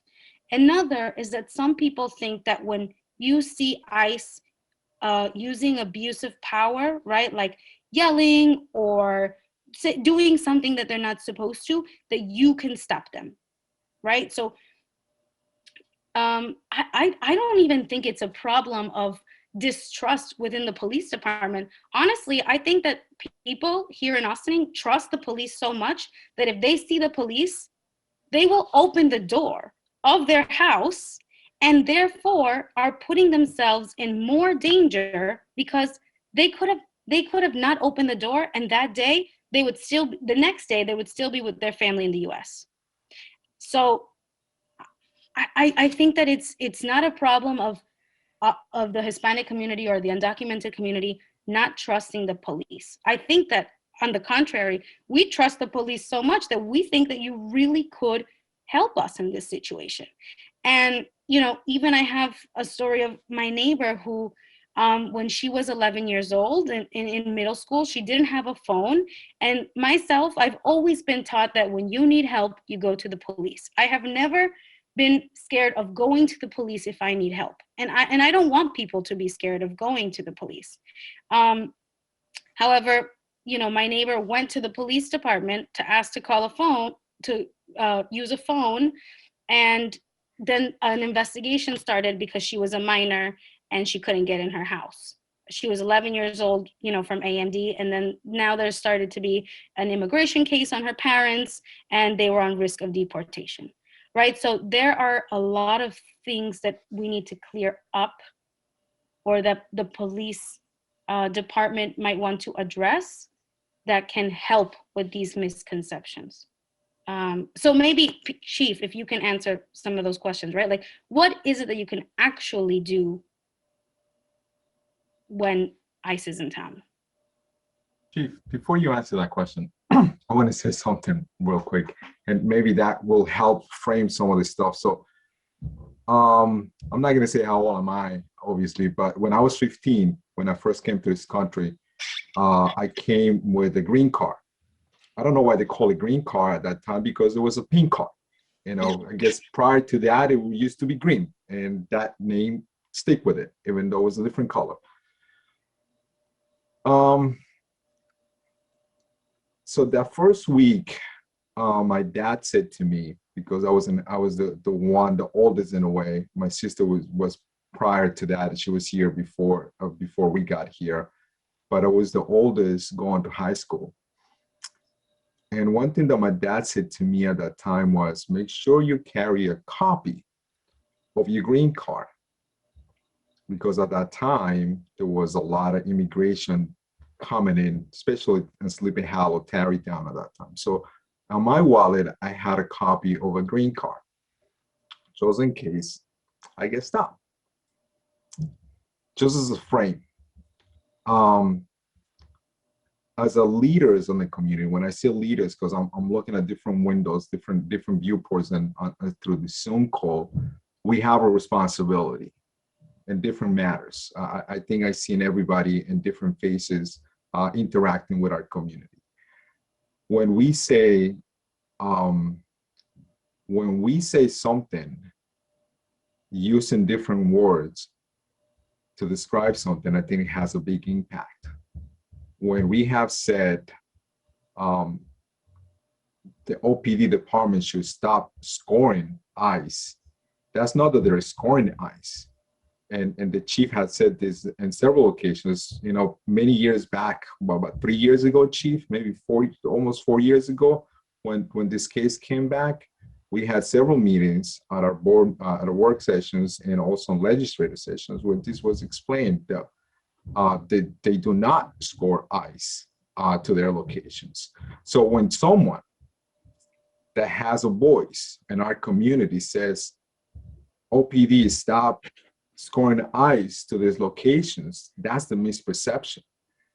And I think as leaders, if we know that that's not the case, that we know that the OPD has said several times, what we're doing is we're stepping back, we observe, and chief, at that point you can go back into the details of the reasons why you guys are there.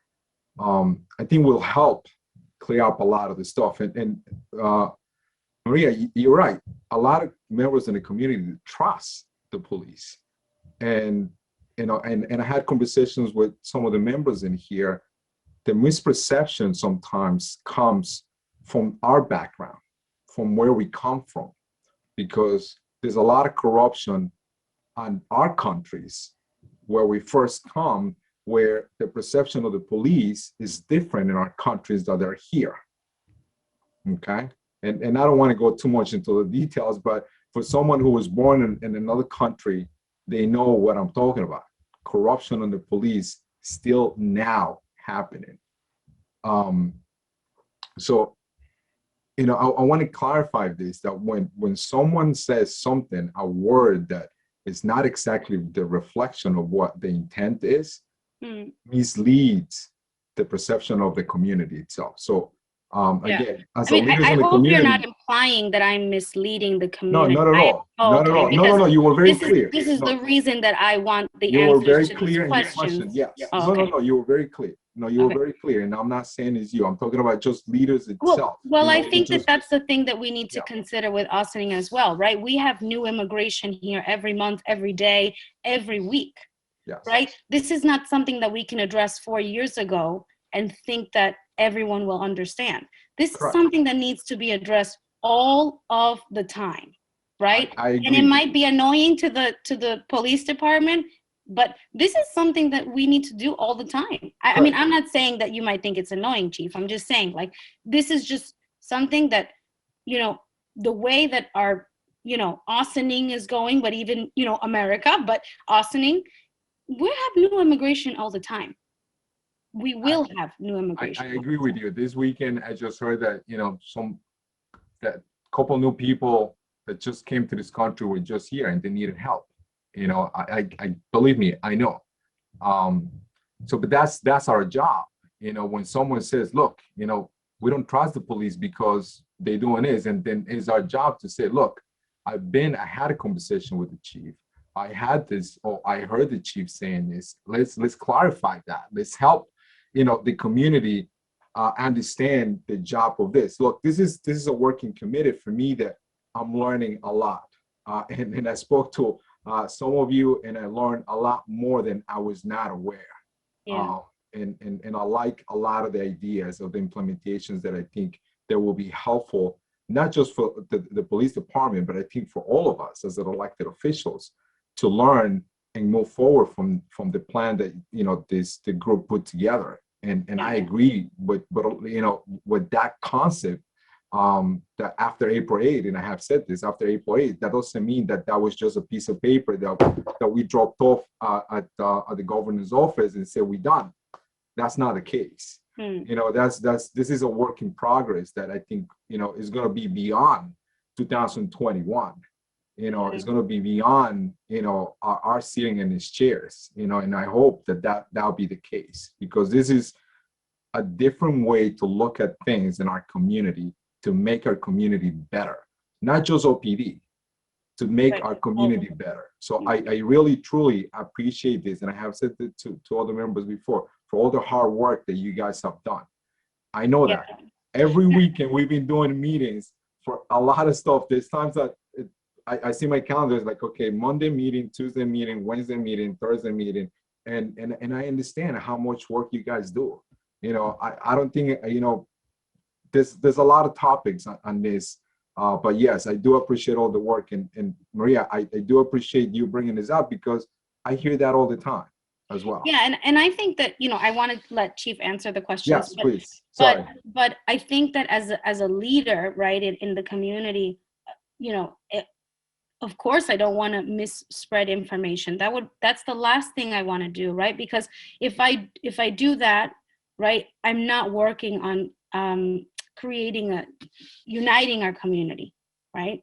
And so, however, as a leader in my community, right, I think that I need to help my community understand maybe what the role of the police is, but as a leader in my community, I also feel like it's my responsibility to tell the police how they are being perceived in my community. So it needs to be a two-way street. I can't just be one way. So I can't be the only one reporting back, right? Because I'm reporting to the police in hopes that we can work together, not just to get answers and then go, okay, right? Because that's not what this whole plan was about. This was a reform and reinvention collaborative to really work on things that can, once in a lifetime, right? That we have this opportunity to work, to talk about things that really matter in our community, and that's community policing, CPA, CRB, SRO, LGBTQ plus, and everything, right? So all of us here are leaders in our, you know, pockets in the community, and it's our job, or you know, we were chosen, you know, to do this work because I think that all of us had hopes that we could work with the police department. So that's all I wanted to say. I don't know what your question was. It's been a while. Oh, okay. So the question is, I guess, I think some people think that you can stop ICE from coming. Some people think that you can stop the use of force. Just, you know, like clarify, what is it that you can actually do when they come, or what do you actually do when they come? All right, so that is a very, very long topic, and we're not going to be able to cover all of that tonight. First, I'll say I appreciate you sharing with everybody the immense amount of trust we have in the Hispanic community. I read in the report that there was a lot of concern there, so it's refreshing to hear that someone's gotten such positive feedback about our relationships there. That's really great to hear. A lot of what you're talking about are things that we already do. So again, when it talks about difference between operational and communications, this again goes back to a communication issue, not necessarily operational. We already do all the work to try and stabilize families and relationships after ICE comes to town, because it's the best thing we can do for everyone in our community. To that end, we work with the school district, we work with families, we do everything we can to ensure that there's food and stability in the school, to prevent bullying, all of those things. In terms of what we do when we go on a call, it's not a one-sentence answer. And, you know, part of the problem here is that, like I say, for everything, the question with everything we've done so far is, isn't that a risk? The answer is always going to be yes. There's nothing you do in policing that isn't a risk. There's always a risk that it can go bad, that it can be handled badly, bad things can happen. But that's most of the challenge in having this discussion, is that we've struggled so much to find a word to describe the thing that we do, whether it's escorting or watching or observing or helping or aiding or partnering or whatever it is. I don't know. I got to be honest. I'm not sure I have a word that's going to please everybody for this. We go to the places where ICE is so that we know what's going on. You referenced Diego Puma. The reason that was a mess is because we were not called and told what was going on. That was the specific result that happens when an outside agency comes into your community and operates without any coordination. The other, since then, 50 or 100 times they've shown up that most people never hear about, are because we've managed to handle those appropriately. And in many of those cases, we're able to make contact with families. We go along. Do we stop them from coming? No, we'll never be able to stop another agency from operating in our jurisdiction as long as they have the authority to be here, and ICE has jurisdiction throughout the country. In terms of what we would stop, do we have a duty to intervene if they're committing a crime? Yes. So if there's an excessive use of force to the extent that it's a crime, yes. Do we enforce their rules and regulations? No. Do we make notifications if we see something that we know is wrong? Would we notify the supervisors? Absolutely. I will tell you, It is very difficult to work yourself up the chain in the federal system and find somebody. You can hear from residents in Austin that have had this experience when we weren't with ICE and they called to complain about the behavior of police officers. And we said, we have no idea what you're talking about. And some federal agency is there. And 7 years later, they're still trying to find out who it was after calls to Congress to try and solve that one. So what do? We do the best we can. That's really what we do. Where do we go from here? Yeah, we have to talk to people about what we do. Glad to hear that we have all that trust. We'll build on that. We started a Spanish language Facebook page. Detective Chavez is running that. At some point, that will broach the topic of immigration and what we do. And you're right, the more people that move here, the more we have to have this conversation. But I think the key underneath all this is that we can't just sit back and write a report and then rely on the cops to tell everybody. Those in the know, who know that we're doing best things for people, have to be able to share that with people. A couple other things I'll share with you. We don't have, the only way that we get contact, we don't have, in spite of what you've seen on television, a database with all of your information in it. I don't know most of your phone numbers. Some of you don't know where you live. I don't have your email addresses unless you're on this committee. So the way that we get those phone numbers for family members, we ask the person being detained. Where do you live? Who do you live with? Who do you want us to call? Do you have children in the school district? That's where we get the information from. We don't have, sometimes if people have been here, we may have a phone number, it may not be good anymore. So the only way that we're able to do that is if we're able to speak with people. In terms of sending somebody else in our place, I've said this from the beginning. If you've got a better option, great. I will tell you this. ICE is unlikely to work with another agency or some other group that you form. I welcome it. I think it's great. If I don't see them working with someone that's not a police department, but if there's some other group that's better suited than us, much like a crisis intervention team, we've had people in crisis here. We call the crisis team. They refuse to come. We don't necessarily do all the things we do because we want to do them. We do the things we do because there is no one else who will. And we have to do the best we can for the most people in our community. So if there's some other group that can go on that and you can negotiate a deal with ICE to let them go and that would put families in a better situation, fabulous. I'm in support of that. I just know that to this end so far, the reason that the police department has expanded capacity is because of a lack of participation from all of the other angles of government. So just to clarify, in terms of working with you, you mean like giving you information, like ICE giving you information, or because you said ICE won't work with other people? Well, so they let us know when they're operating in our community. I don't believe they're going to call an advocacy group and say, okay, hey, we're here to deport somebody. Well, I don't think that's going to happen. Okay, so I think that, you know, it's pretty positive, I guess, that that ICE will let you know when they will be in town for you and for the community. In that case, right, would it be possible for you already know that that ICE is coming, so then you can send the crisis intervention team instead of ICE will never speak to us again. I'll tell you that right now. There's a trust factor there that if we start calling other people that have the possibility of interfering with something, and that is what they will say, and that's what they've said in the past. I mean, listen, you're welcome to reach out to the contacts at ICE and ask if you can negotiate that with them. I can tell you from a police department, the agreement that we have with them, which is handshake and fragile, is that they'll notify us when they're here for purposes of public safety. We will not be calling another agency to notify them. Oh, okay. So, I mean, I guess I'm thinking about what I've seen happen in other communities like Croton, where they will actually put on Facebook that ICE is coming into town. And I don't know that they're scared. Yeah. The police department pre-announces that another agency is coming into town. Yes. I'd love to see where you saw that happen. To my knowledge, they don't even have a Facebook page. Yes, they do. The police department? Yeah. I'd love to see it. Okay.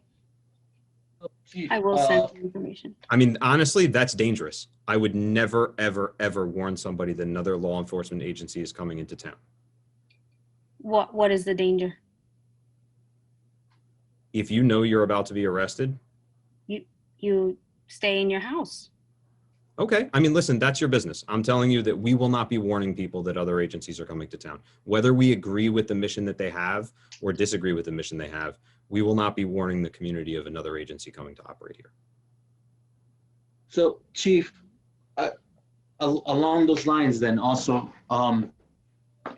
you know, there's this idea, right, that ICE is this kind of rogue agency that does things on their own and don't really follow anybody else or anything. You know, and there's also this vision that they do, this thing that they do, the image, you know, they wear the police vests and everything that, you know, when they go anything. And of course, that creates a lot of confusion for people.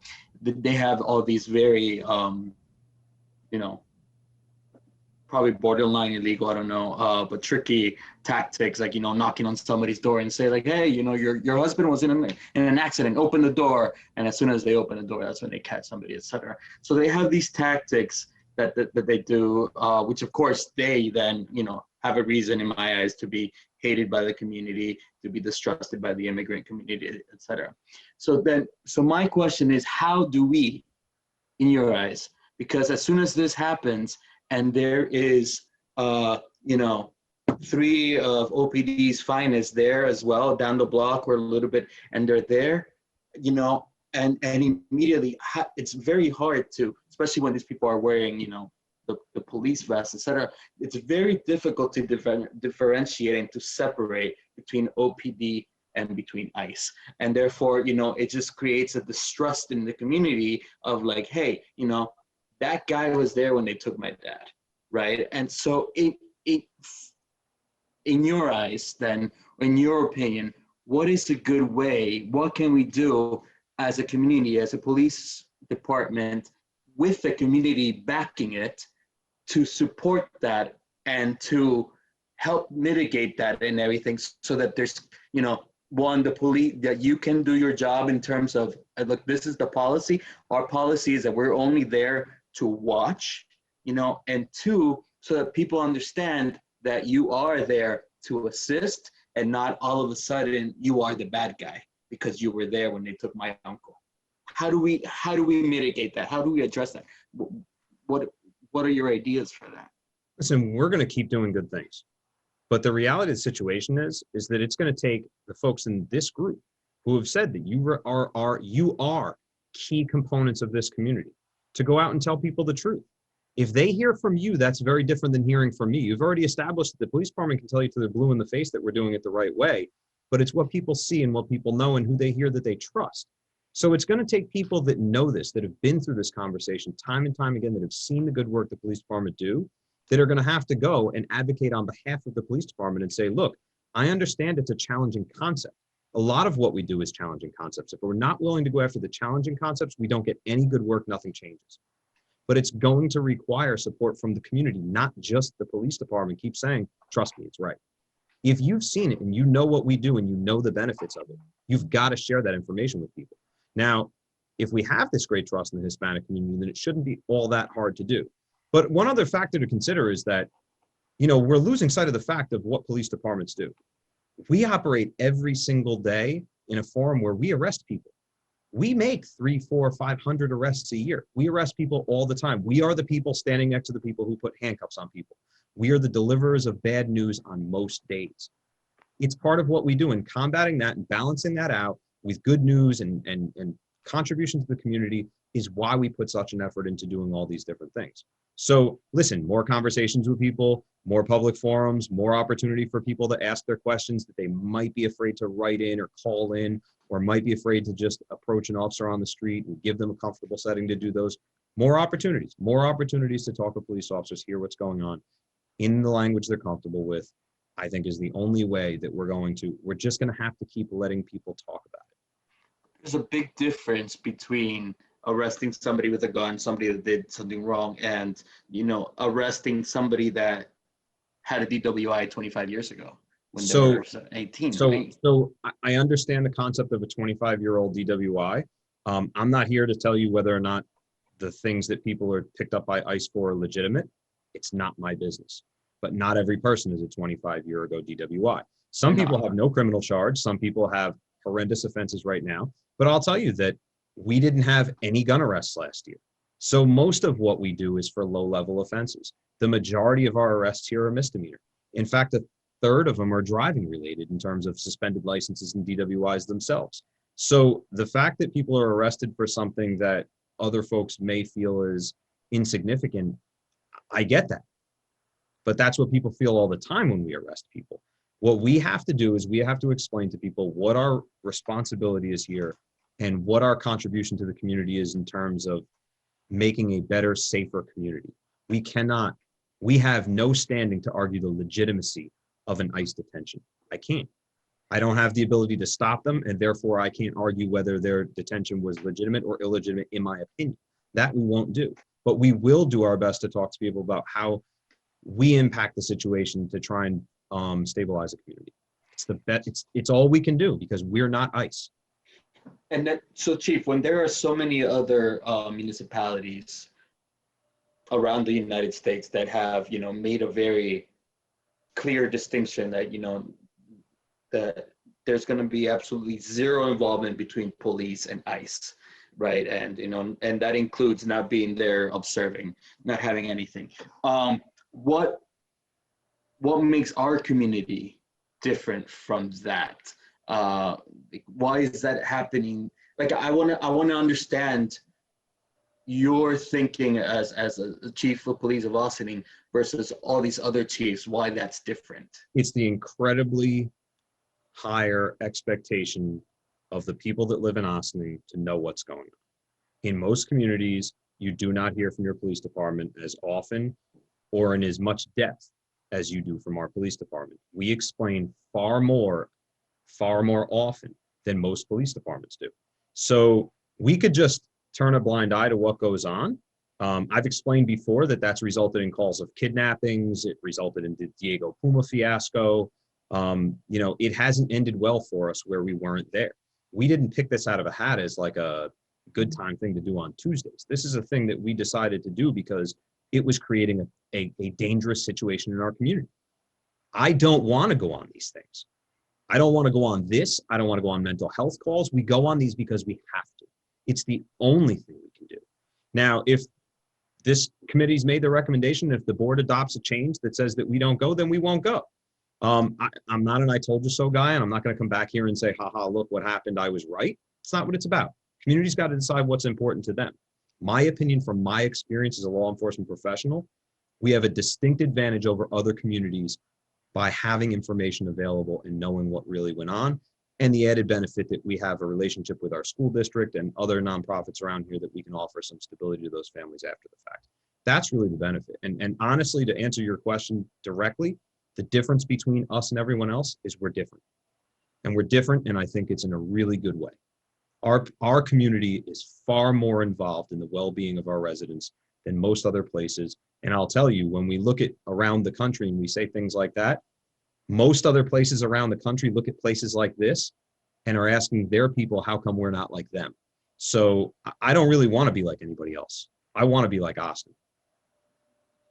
Is there a possibility, is there any way they could work that, for example, there's a group of officers that receive some sort of additional training about how to mitigate this circumstances, how to deal with this circumstances? Let's say 5 officers that are, a little bit of, the social work thing, the component of how to do this, and somebody from those 5 officers are the ones that continuously respond to these when ICE calls. So basically, either one of those 5 or one of those 5 go there, because then the community knows that one of these 5 officers are the ones that respond to that and are there to provide support and are there to do that, instead of just having a random officer that they might not know and everything. Kind of specific for working with that situation, because it creates that bond, hopefully, that has been created by so many other different ways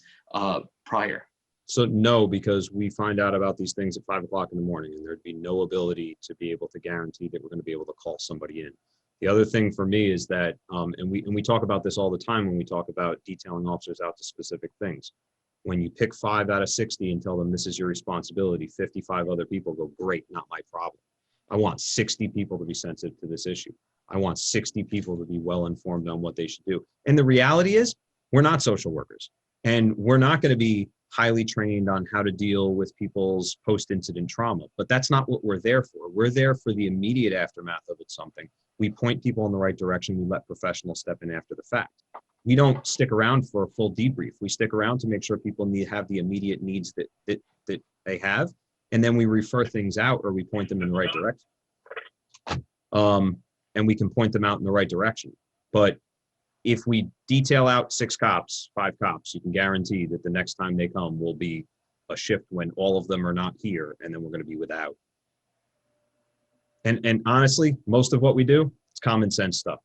You make sure that they're not doing anything illegal. You check on the family after they're gone. You talk to the person that's been detained. You ask them if they have kids in the district. You ask them if there's anybody you want us to notify. You make sure there's no property that needs to be returned to the family. Like oftentimes there's car keys or any kind of credit cards or things like that. They might want to go back to the family to make sure the family's cared for in the immediate.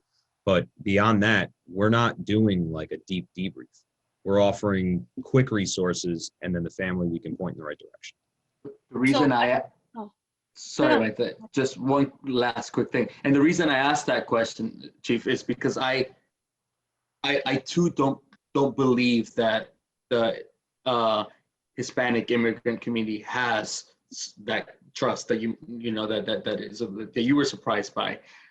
Just because what I've been hearing a lot is, people that are still feeling a certain way, like, that they feel that they may be persecuted in stops, or people that, have been stopped for, a stop sign or something like that, infraction or something, and then they've been asked their immigration status, et cetera, et cetera. I've gotten that from a few, exactly, that was my exact response as well.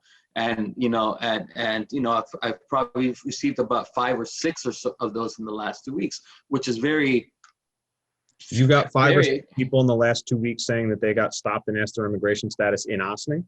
In Ossining. Please send me that information. I'll provide that for you.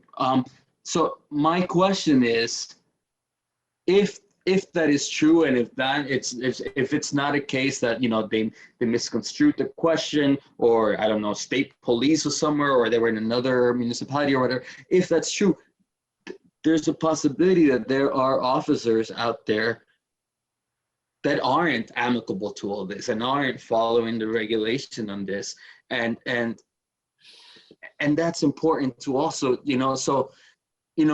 that's my concern. That's why I asked about those 6 people, because maybe, kind of making sure that those 6 to 10 people aren't those officers. I know that you don't want any of those officers to be, but Ro, if what you're saying is true, then no rule is going to fix that. So picking 5 people will not fix the problem you're describing. So you can't legislate your way out of everything. At some point, you've got to manage. So if we've got officers that are going around and asking people questions they're not supposed to be asking, that needs to be dealt with. In terms of propensity to deal with different situations, are some people more interested in this than others? Yeah, that's always going to be the case. Some people have a deeper interest in domestic violence issues. Some people have a deeper interest in narcotics. Everybody has, some people like youth. Everybody has something that, sort of fires them up about policing. It's something that we've built on. I'll tell you, I've been always impressed with how people have handled this, because it's not necessarily, this call for us is not an immigration issue, it's a human issue. It's a personal issue. It's dealing with families, because we're not the ones making that detention. We're not the ones making an arrest. We're just simply there cleaning up the mess. So a couple things on that. Picking 5 people would not fix the problem that you're pointing out, and I'm glad that you'd let me know that. I'd really love to know. I'd be really surprised if that were not a misunderstanding of some kind or somehow misconstrued, because that would be a really unusual thing for our cops to be doing on a traffic stop, if at all. So those are the things we want to know about. We want to fix them right away. Certainly there's always more cultural competency in getting people together. It's the reason we do things with all kinds of different groups that we work with. I'm trying to think of the program we do up at AMD, where we mock out traffic stops in the cafeteria up there. But there's a lot of different things that we can do to help people feel more comfortable, to understand who the cops are. If they're worried about a cop showing up and not knowing who they are, then we need more programs so people can meet more cops so that they know. I mean, it should not take a Herculean effort for us to make all 60 cops available to people. Whether or not folks take advantage of those opportunities and meet their cops, that's a different issue that we've got to address. So I think we can accomplish what you're talking about. It may not necessarily be in the specific way you described, but something to look at. I'd like to chime in here. I need to sort of, the desired outcome today is both education, which is helpful, people bringing to our attention things that maybe has been revised in the plan. I want to make sure we cover all the topics, so I need to move it along. I want to say something here. Two things, actually. Number one, you don't need to have a special meeting with the board to have a conversation with the chief of police. You really don't need us to ask all these questions. You can actually have one of us or two of us or without us at all to ask for a meeting with the chief and have a Zoom call and ask any question you want.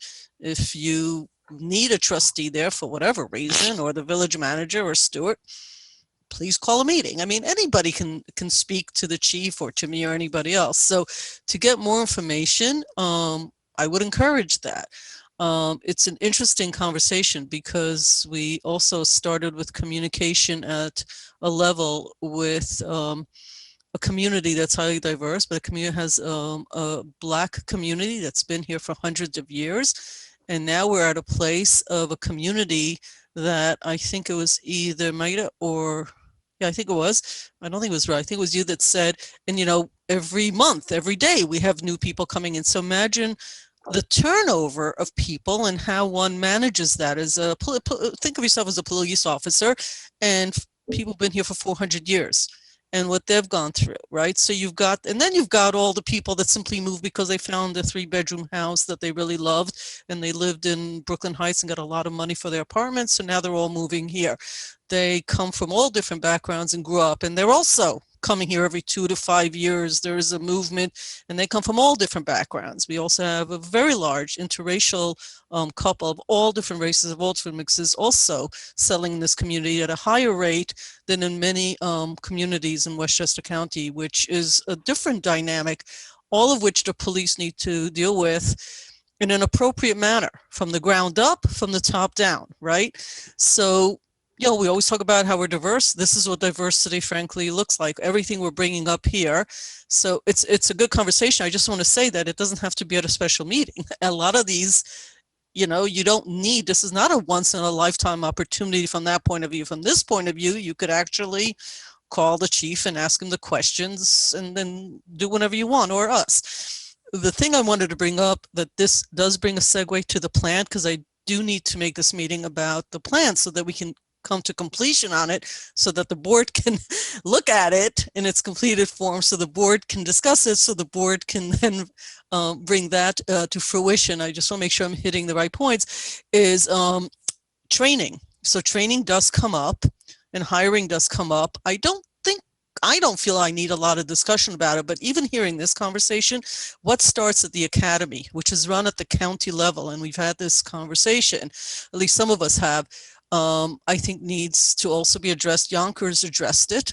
The county, I think, has actually addressed it. I'm going to address the fact that the state police was never put through this review, ironically, and I'd like that to happen because I have been stopped by the state police in my lifetime. So I'm just going to say that. You know, like a lot of us, I think, have. So I think they should also go through the same process, because many of us don't just stay within our little communities that we live in. But I do think that the academy, that a part of the plan should be a very strong recommendation. We don't control, the village trustees do not control what happens at the county level, but the county executive does.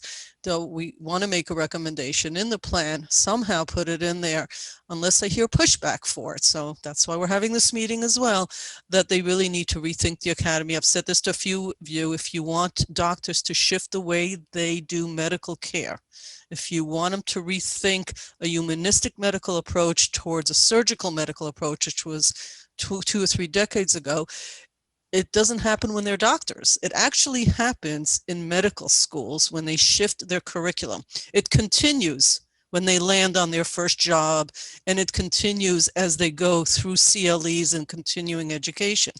That's a model that exists in a number of professions in this country. So it's a model that can be followed. So that's something I would like to somehow put in the plan. You guys touched upon it. It's not just hiring, it's actually a cultural shift that takes some time. So I want to say that I learned a lot personally from that. And I think that that will be a vibrant part of the plan, and others are doing it as well. So there are other groups, other municipalities that have brought that to the forefront. I assume that when the governor gets these hundreds of plans, that there will be some striking similarities, horizontal and vertical, that hopefully they not only will sit and say, oh, let's have the municipalities all do it, but they actually pass or at least look at some legislation at a state level that would be helpful to all the municipalities. And training and ongoing training, which is really expensive, by the way, would be one of those, and how one deals with methods. So I'm bringing that to the forefront. A, because I picked that up in the plan.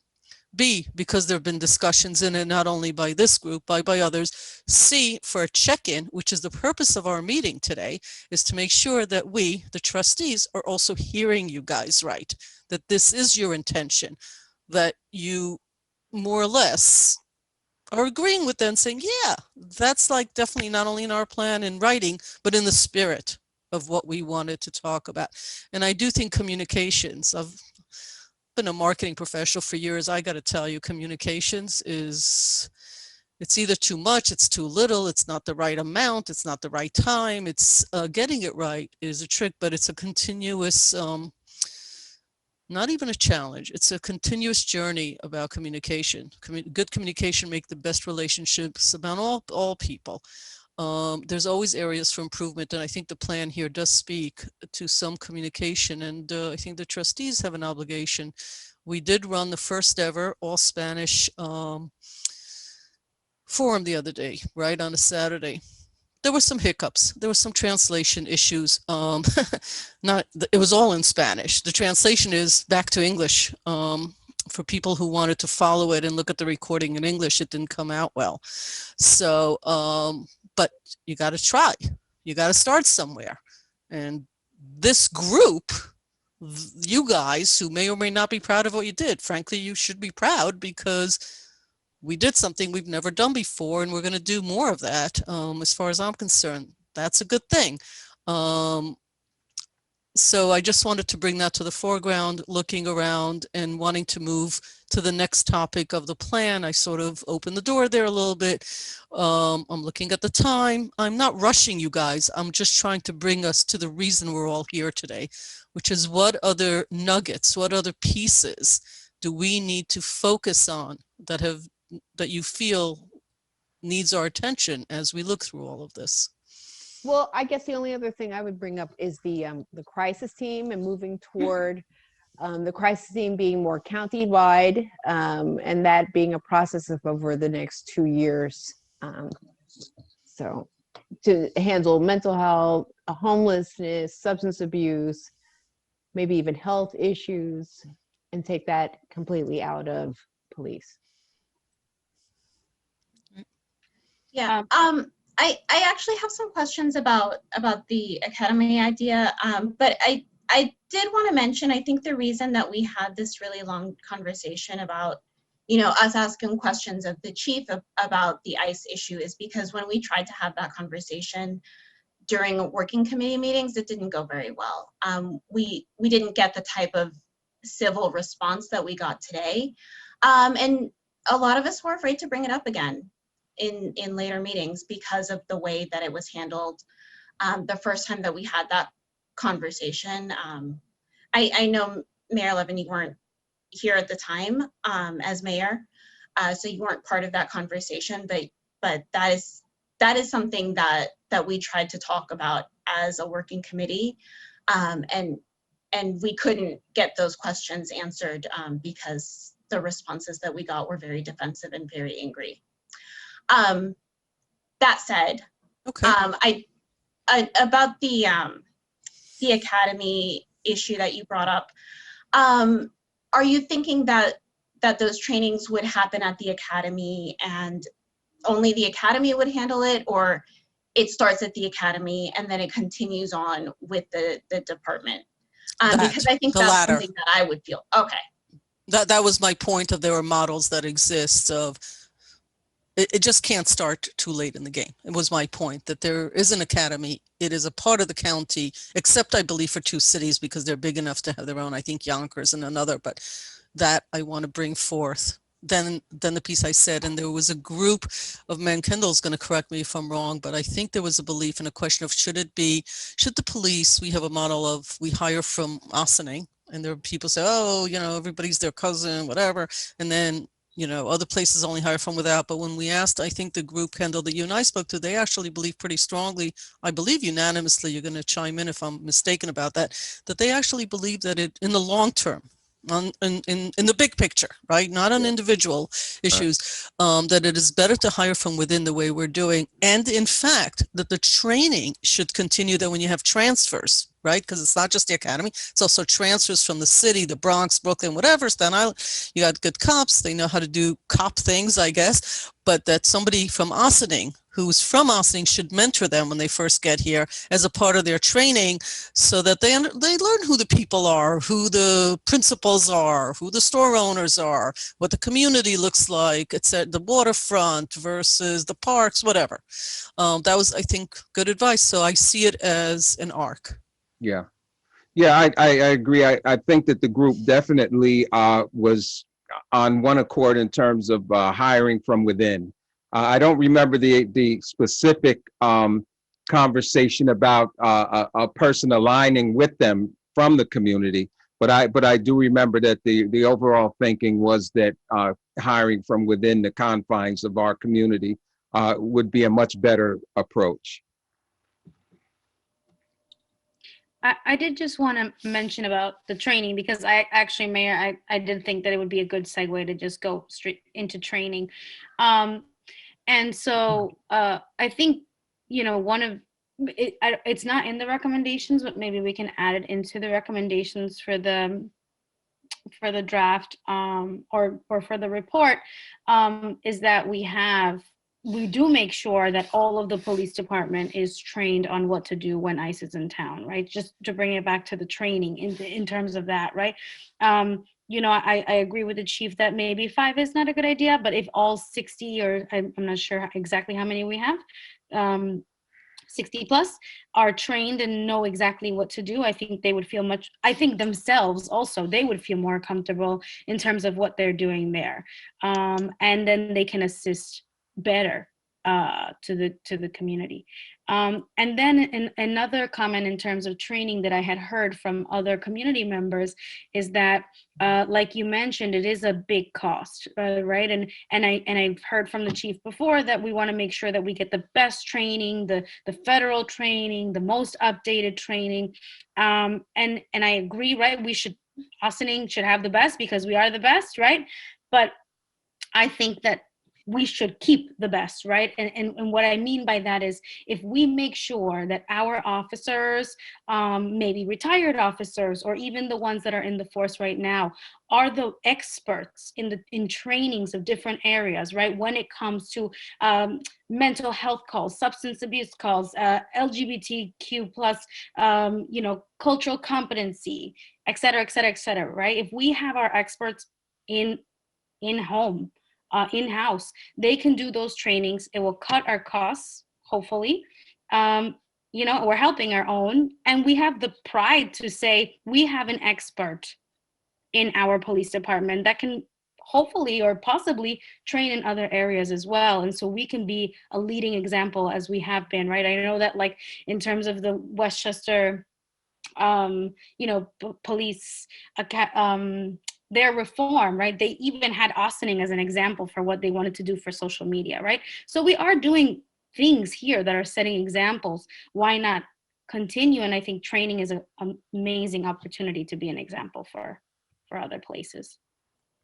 I think training on a larger scale, I've always questioned the amount of time that an officer has in training in the academy itself.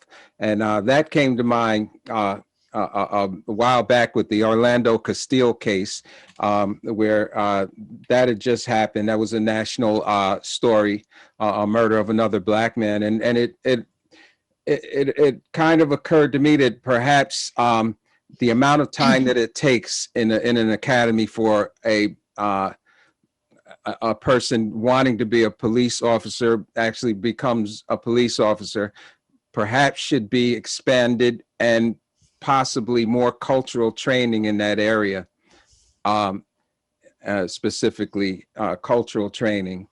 So that was just one of the thoughts and ideas that I've had for quite a while, Right. as far as training is concerned. That's sort of where I was going, because we don't have borders here, and we do have transfers and people move around. There is something to be said that in some ways municipalities compete for talent when they're hiring people. There's something to be said that the county, at the very least, ideally the state, but the county for sure should have some of those things that Kendall just mentioned as part of their training that may require a little bit more training. That may be so, but there'll also be consistency between New Rochelle, Peekskill, Mount Kisco, Ossining, Briarcliff, and the consistency is important because they do transfer. Like all of you who work, you go for jobs that pay you well and give you benefits, and so people move around for the better pay, for the better job, the easier job, the whatever, the promotion. So I think somewhere there's a balance between all-inclusive Ossining and the county having some training. I just like to recommend, to exactly what you said, Kendall, that there needs to be, it's a little bit more of an arc, a little bit more about different cultural issues and everything that's been mentioned. I just think that training is in the plan, and we want to highlight that. I'd like to just move along to the next major topic, so that Rika, can I just jump in real quick? Mayor, please do. I haven't heard from you at all, Christina, tonight, so yeah, looking forward. I just want to, on training, touch on the fact that sometimes we look at training like one big, large training session that covers every facet of the community. And so we just will group LGBTQ plus in there. We don't have to wait to have 40-hour training that devotes 1 hour to LGBTQ plus in that every 10 years. There are options for specific LGBTQ plus police training by organizations that are with LGBTQ plus police liaisons to that. They're smaller, they are not as expensive, and it allows you to stay current. You can check in every couple of years with that, because for our community, the language is changing, and our dialogue is expanding, as it should be. It should have been done 20 years ago, but so when you have training done, for example, under the Obama administration, that language regarding the LGBTQ plus community is going to be very different now. So I know people talk about cost, and it's so large and so many hours, but there are options, and there are local nonprofits that can help to do smaller trainings more frequently instead of one large training every 5 years or so. So I did want to touch on that. Have you shared that with anyone on the board? An organization, or are you? Yeah, I've shared that with Matrix. I've shared that Okay. publicly. I can give lists of organizations that can do that. I did mention when we talk about policy, a list of organizations that can help rewrite an LGBTQ plus policy. I saw that one. I didn't see, I may have just maybe didn't see it. So if, yeah, so if it's in there, then it's in there. Then I'll find it. I'm making a note to myself to look for that and get the names of those organizations. Yeah. So in the edited report, there's that. Great. And before I don't want to go backwards, but I didn't get to jump in before regarding the ICE conversation and bringing it back to policy. I think that the responses that we received from the chief tonight in terms of what our questions are and what the role is, I think at the very least, those responses should be clear and consistent and put on a website, circulated on Facebook, circulated to us, so we have it, because I don't have a script to give someone who asks me what the role is.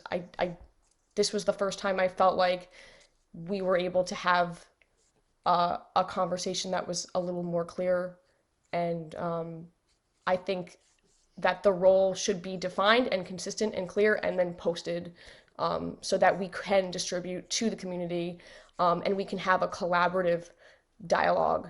So when we go back to community policing, it should be collaborative. It should be, some of it's fun, some of it's hot dogs and, you know, like you said, block party. And I think some of it is having town halls and conversations and, you know, community events that are sometimes not as fun. So again, I think that we say that in our draft, that we just want it to be a very, very clear and consistent dialogue of what that role is. And Great. then we can go and take it to the community.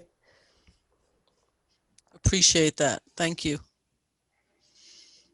Okay, I am, whoops, sorry. I'm working on two screens, just moved to the gallery in the wrong place. Okay, so, and I'm talking to myself now. Sorry. So, I'm looking around. Who did we not hear from that feels, anybody? I think lastly, I'd just like to hear your questions and comments about the plan. Well, not lastly, but just I'd like to hear your comments and questions on the plan so we can speak to them and as to why we, you know, believe something should have been included in the plan. Right. So I did ask a couple of my big ones, and the piece I spoke that Kendall actually brought up was my biggie of being very targeted about that. So my usual format, to be honest, because I believe in team building, people have heard me say that dozens of times on the board.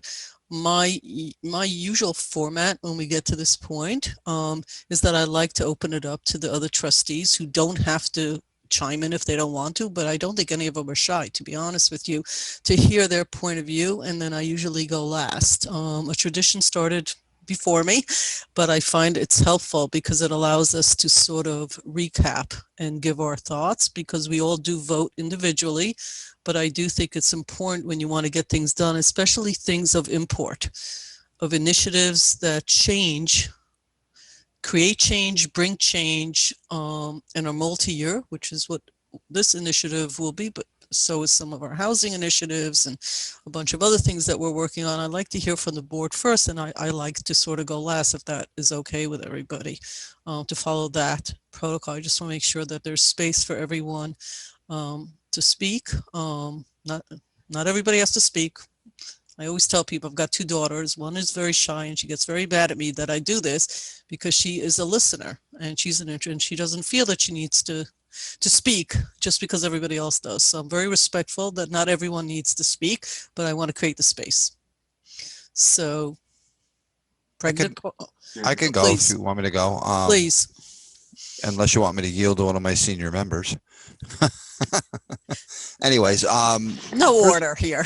No, okay. First of all, we've only met before with a couple of the members, and I see we have a lot more people here, and I think you guys have done an outstanding job with what the time frame you had to do what you're doing. And I think tonight was a milestone for us, all of us, because as Maria stated, we're learning and this is all new to us. And yeah, we probably could have done this a couple more times and covered more topics. I think there's still time to do it again, to be honest with you, because some of the topics take a little more time.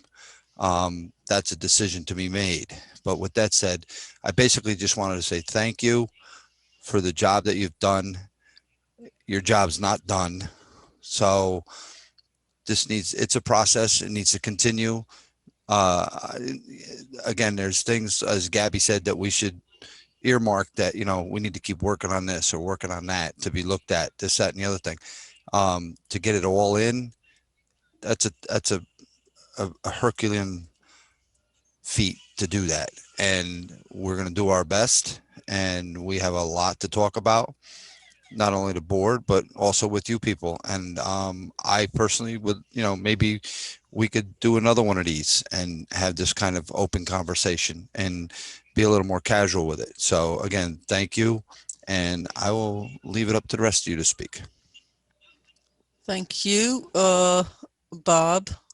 And I'm sorry, Omar? Yes. Thank you. Thank you, Mayor. Thank you, colleagues, for a rich discussion.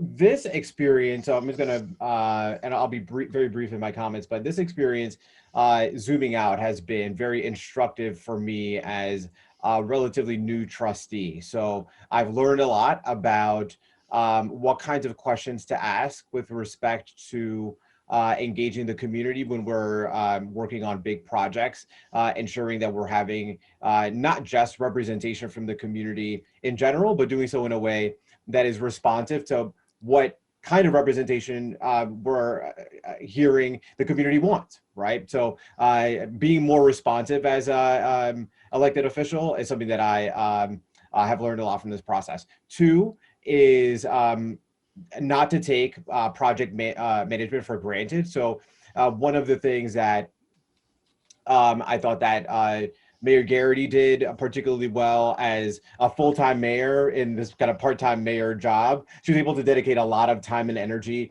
into project managing a lot of efforts. And that was something that, you know, no shade to Mayor Levin. I have a lot of love and respect for Mayor Levin, but also Mayor Levin has a full-time job and she's doing this on top of that. And so I have to also do more with respect to project management to ensure that anything that I'm a liaison to, I'm 100% aware what the timelines are, that meetings have clear objectives, that there are clear processes, not just for myself, but for all the community members involved, because I feel like some of the issues we had during the process could have been avoided with a little bit tighter management. And then third is the level to which engaging new people in the process matters. So some of the, you know, I recognize many of you, not just from this effort, but you can put a slash for each one of you. You know, you're part of this slash, this other committee slash, this other group. You know, you are disproportionately involved individuals, and for that I am extremely grateful, and the community is extremely grateful. And getting new voices, like Jennifer, for example, is a newer voice to village conversations. I find it has been helpful in expanding the kinds of issues that we talk about. So I want to continue to recruit new voices and deputize all of you to do the same, to get new voices involved in our efforts moving forward. Not just with this and in a future conversation, we'll talk about what form this will take, but moving forward in general. That's high level.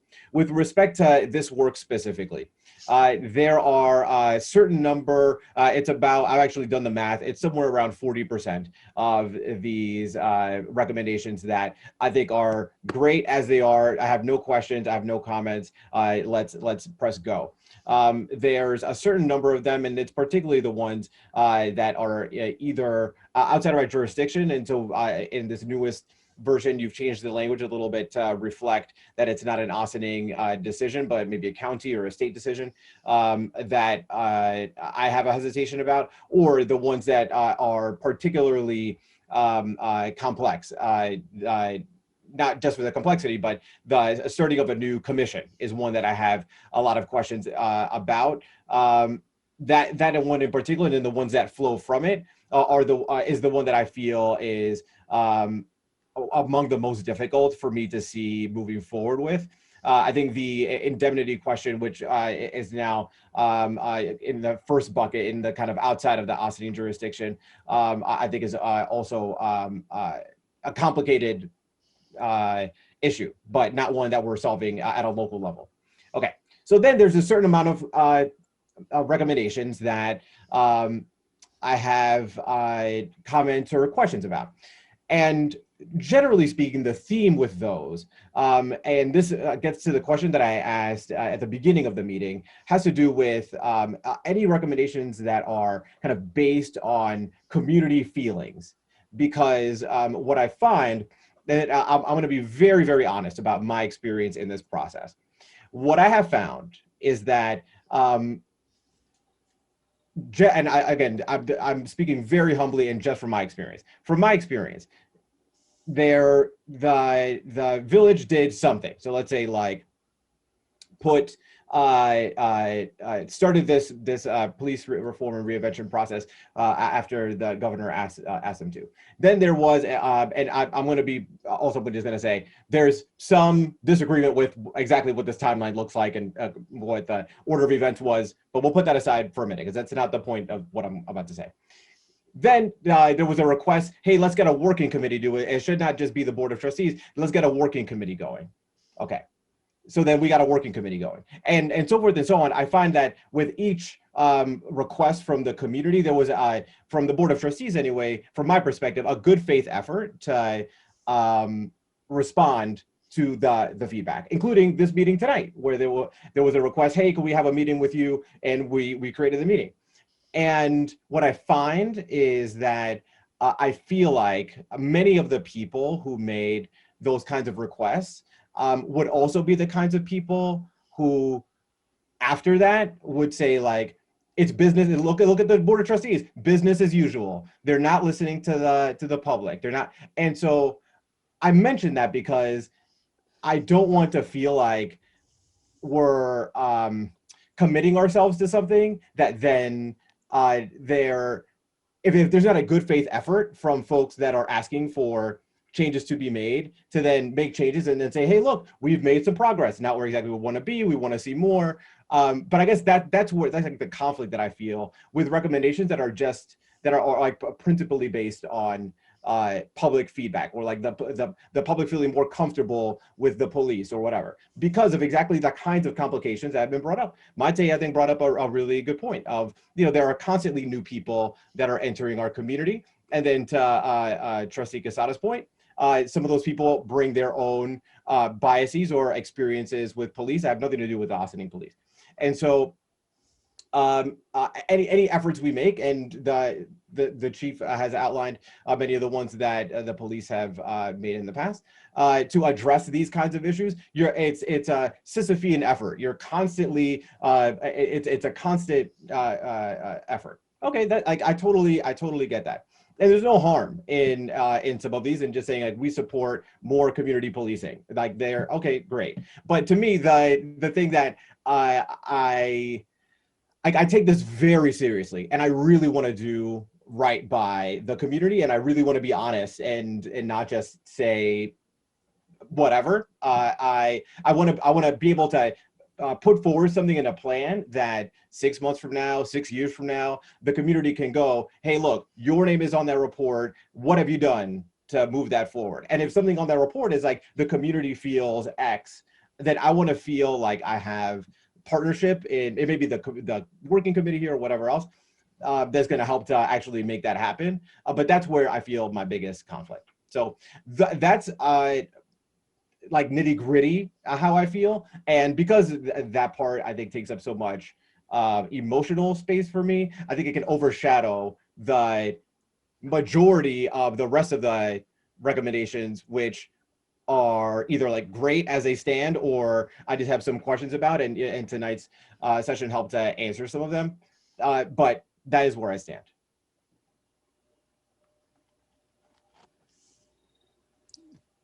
Okay. Thank you. Manny, is that you? I'm sorry. Yes. Okay. Yes. Thank you, Mayor. Thank you, Omar. I think I don't want to say frustration, sure, but I think it's been frustration. I'm not talking about this part of the meeting, sure, but I think it's been frustration from sometimes had things happen in different levels in government. And I'm going to give you different examples in one area, sure, because we are going through a comprehensive plan right now. One was done in 2009. The last one was it took effect, and through that process, there were different ideas that the village board from there until maybe 2 years ago, 3 years ago, have taken some of the ideas and some of the implementations and put them into place. So the concept for me for this plan to move forward is after April 8th, and I think that's a conversation that as a board members we need to have. What are the next steps? Sure.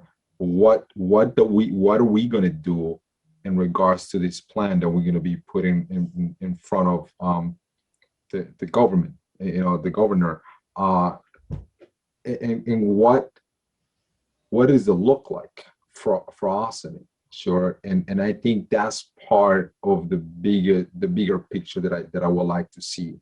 Right now, we're focusing on the draft that I know was shared for the committee. I have not seen the last one. I saw the one before with some of the modifications. By now, it seems like it has evolved a little bit more, which is always a good thing. But I think I wanted, one thing that I have said to different committees through the years that have been in the board says, this is not the end. There's things that we need the help of the community and the community members to make implementations and to make modifications as we go. Because as a society, we evolve. As a community, we have evolved. Like Maria was saying, and I saw that this weekend as well, new members to the community arrive here, I don't want to say it every day, but at least arrive here once a month, maybe a couple, through the year. And it's our responsibility. And one of the things that we always said is like, we want to educate people to learn what do you need to do build a deck? You need a building permit. What do you need to do in addition for the house? So, things like that, I think is as a village official, as a government, we have our responsibility to educate our community members. So, it's either by creating a pamphlet that says, don't throw garbage on the streets, pick it up. Things of that nature. And I think that's something that I would like to see after April 1st, what is the implementation? What are the next steps that we as a village officials are going to take? Some of the topics, as Omar mentioned, they're a little more complex than others. We talked about training, sure. What does that look like with the county? What does that look like? One of the things were mentioned in regards to hiring or sharing an investigator for the police civilian complaint review board. What does that look like? Can we partner up with a couple of the communities around ourselves, around Austin, and they're going to be doing the same thing? So I think that's our homework is not going to be done until we actually come up with an implementation plan, and that's not going to pretty much, and that part of the process. That's something that we have to work on, and that's part of the plan for April 1st, and the implementation goes after that. And what does that look like? Is it 6 months? Is it a year? So again, the engagement of this group, I will ask you not to stop after April 1st, because I think there's a lot of stuff that I would like to ask. I mean, you guys may get a phone call tomorrow, or the day after, just to pick up get some clarifications and some of the stuff that you guys added to the plan. So those are things that I would like to see you guys more engaged, continue the engagement, I want to say. So I'm asking, at least for myself, I'm asking that. I'm not asking for the board. For myself, I'm asking that. But again, I want to thank you for all the hard work that you guys have done. And just keep in mind, we as members of the village of Austin, of our community, we have responsibilities. And I'm asking you to help us do that. Share this information with them. So that's all. I don't have any specific questions right now, but thank you. Thank you, Trustee Casado, and I appreciate that. I do. I think it's true. It hasn't been at all. I think I've been transparent that I haven't been happy with this process and the way it's happened. But I do have to say that, there's been definitely a lot of times of me going like, why am I committed to these things when kind of this is the response or whatever that I get from it, or this is kind of how it's reacted, or it's very frustrating, et cetera, et cetera. But one thing I think it's important to say though also is, at the same time, it's we have to remain engaged and we have to do this. But at the same time, that's not our responsibility, right? Right? The responsibility is now yours. You know, like you said, you have a big responsibility, and that's true. And I think the bottom line that we cannot forget is that at this point, all this group can become disengaged, and there might be a possibility that the Hispanic, Latinx community and the Black community in Ossining might feel that this wasn't a productive process and they weren't heard, and it wasn't good, and they might become disengaged too. But that doesn't mean you do this, right? That means that you find a way to kind of implement the things and double up and double tenfold and whatever you have to do that. You know, one reason that I wanted to have this meeting today is to stress the importance of that, because there is a chance that people are become disengaged. People are very traumatized just by a freaking pandemic going on, right? Not mention everything else that's going on. So it's really important for no matter what happens with that you guys hit this tenfold, because it's really not something that NAACP and Kendall Buchanan and the Black community should have to carry, right? It's something that at this point now it's the responsibility of the community, it's the importance of the village officials and everything to carry and support them with that. So I do wanna also, you know, stress that we don't take our eye off of that as well. Thank you. Dana, I don't think,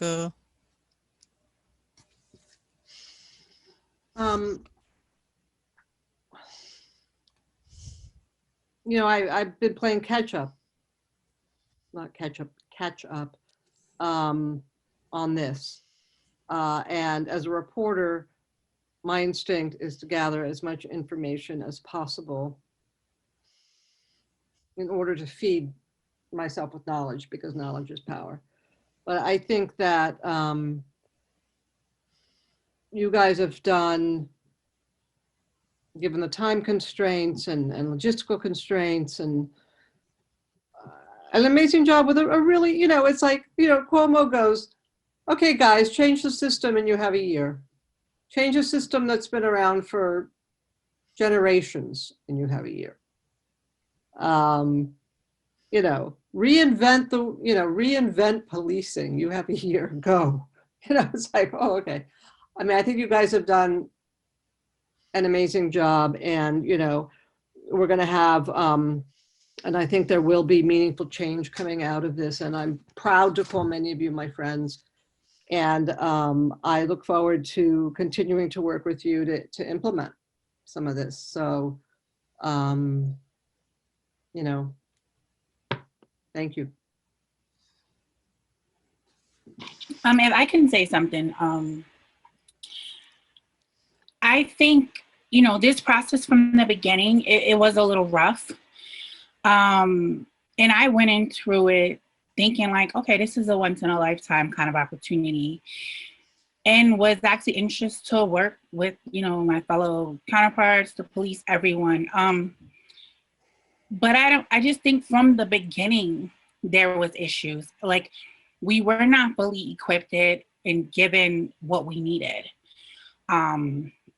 You know, from the beginning, like a proper timeline, like, you know, just the things that we needed, you know, even from Matrix point of view, like as the facilitator, I was looking for them to just do a little bit more from the project management side. And, you know, I just kind of felt like that failed. And, you know, we're here, like we're working. There's been, you know, other things. We all know what's going on. And we rallied and we worked, and, you know, it's just unfortunate that on March 1st, this is pretty much the best meeting we had, and we still don't have everyone here. I don't really know what can be done. I know sometimes when there are things written, you can ask for an extension, but I must say, after all this work, and, you know, us not just, you know, us really reading, you know, going through policies, doing the things that we all did, meetings, Super Bowl Sunday, all these days, 10 o'clock.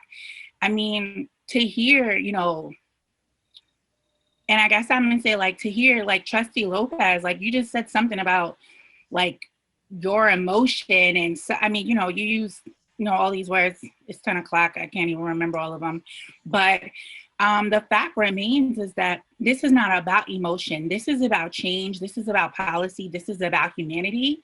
And I don't feel like emotion should be here. Like, we all have ties to the community. There are things that are important, but, you know, I'm expecting those that I voted for to vote on what's right and what is for, not just for Black men, Black women, the LGBT community, for everyone who lives here.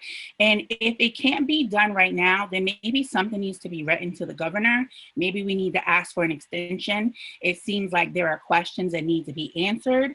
And maybe we need, like Trustee Fritchie said, a couple of more of these sessions that we can talk, answer the questions, because I just want to be confident that when it's time to vote on these things, our community, everyone, I don't care what color, race, anything, is just being taken care of, so that we don't end up like, you know, what we've seen, you know, with George Floyd and other, you know, places, and we don't go back to, you know, Chris Malone. And I do think that, you know, our police chief, I feel like he has made strides. He's doing things on social media, and I don't feel like we have a bad police department.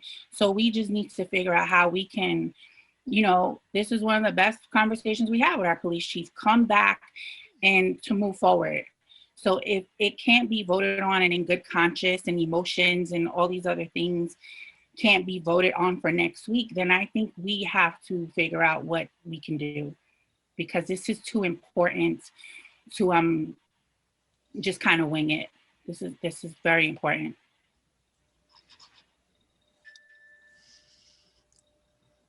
Thank you, Althema.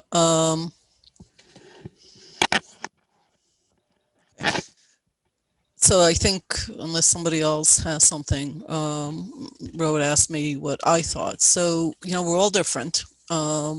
I hear what everybody's saying. We all come at things differently, and we're all members of this community, and different points of view of what government does and what government doesn't do, and what government can do and what it can't do. I don't think for a subject like this, as Dana White had said, that there is ever enough time. I mean, I think it's like, I'm a person who likes analogy. I'm like a storyteller. So somebody once taught me in business that no matter what size suitcase you have, you're going to pack to that size. This is the amount of time given. You guys did, frankly, more than areas that are twice. You went into more detail than many other municipalities on one hand. On the other hand, you could say, who cares what they all did? I want to do better, right? It's not good enough. I think we have an opportunity, and I don't want to miss it. So Ro asked me a question, what do I think? So I think differently. You know, we all have our own ways of looking at life. So my way of looking at things like this is that I am both a person who likes to look at the microscope and the telescope simultaneously, right? I'm a geometric thinker. That's what I do. What does that mean? It means that I think to myself, where do I want to be in 3 years? Right? What is going to make me happy in 3 years? I don't actually look at what will make me happy today. I recognize that no matter what we vote on, even if we were to vote 100% for what this committee wanted, there will be many people in this community who will object to that. And if we don't vote for everything that this committee said, the committee will say, why did we work so hard if you don't want to vote for everything that we put in front of you? But I actually view life a little differently. I believe that if you have the goal of where you want to be in 3 years, you guys, started us on a path. The door was opened by the governor. You walked through it, all of you not knowing where it was going to go. There was no path to follow. Nobody put the concrete down and said, take this path. It was sort of like you walk through, and that means that it never goes smoothly. And yet you produced a 67-page plan that is highly detailed and better than groups that are twice your size in the workings, with much more help because they're in bigger communities with more staff and whatever, and bigger police departments, frankly. So, and everybody learned something from it. So I look at 3 years from now. So what do I want in 3 years, right, Ro? Where do I want to go? You asked that question. This is where I want to go. I want to have, I I want to have a police department that's right sized for the number of community and for a diverse community. That requires higher budgets on language issues, and it requires a wider diversity in police officers. If I lived in a homogenous community where everybody was whatever it is that they're the same at, it would be actually cheaper to have a police department. That is, my learning is that's a fact, because you don't need as much of everything else that we are going to need in this village. This has always been a diverse village. It might be more Hispanic now, but there has not been any 2 decades in the history of this village where it has not had new people coming in and a lot of diversity. This is not a post-World War thing that happened in Long Island. We have a historian with us. This has been our history in Ossining forever. It is not the history of the communities that surround us, by the way. Okay, that's what we have. That's who we are. That's actually what makes us different. 3 years from now, I'd like to have more of what Kendall and I were discussing earlier, which is from the ground up policing, where people know who the local police are. That might include the school or not. We're going to have to visit the budgets and where we get money to do more things in a different language. Today it's Spanish. In 30 years, it might be Arabic, because you're all assuming that this one group keeps growing. But in fact, 30 years ago, this was not the group that we were looking. So you want to create ideas that say, you want to make plans for growth, right? And for things that change. You want to look at communities that are here, so you're not alienating the people that were born here and want to die here, that have their families here, and you want to make room for people who are using this transitionally. They want to be here for a few years, raise their kids, and move to, I don't know where, Florida, California, wherever. So I want more diversity ingrown, meaning I want to create that. I want more education about cultural differences, that in 3 years, the metrics will be that in Ossining, but in the academy, there is more about how one deals with people who are different and how one deals with mental illness and where that should go. Meaning that if a police officer comes to my house because I called them, because I have somebody who's mentally ill, they're going to know, they're going to have a protocol in front of them that says where they go and what they need to do. And that has to come both from us and from outside. I actually would like a civilian police, a civilian group, not a civilian police, in my opinion. And I'm speaking for me. Whether I say it today or say it in 3 weeks, that's where my head is at. I believe that civilians should look at it as civilians. I don't think that it's all going to be up to the elected officials to do everything. It is a village where all the elected officials, except for the supervisor and 2 others, are not full-time jobs. And even supervisor, frankly, for the town is not. It's a 2/3 job. So that is the way the village charter is. And there are a lot of rules within that.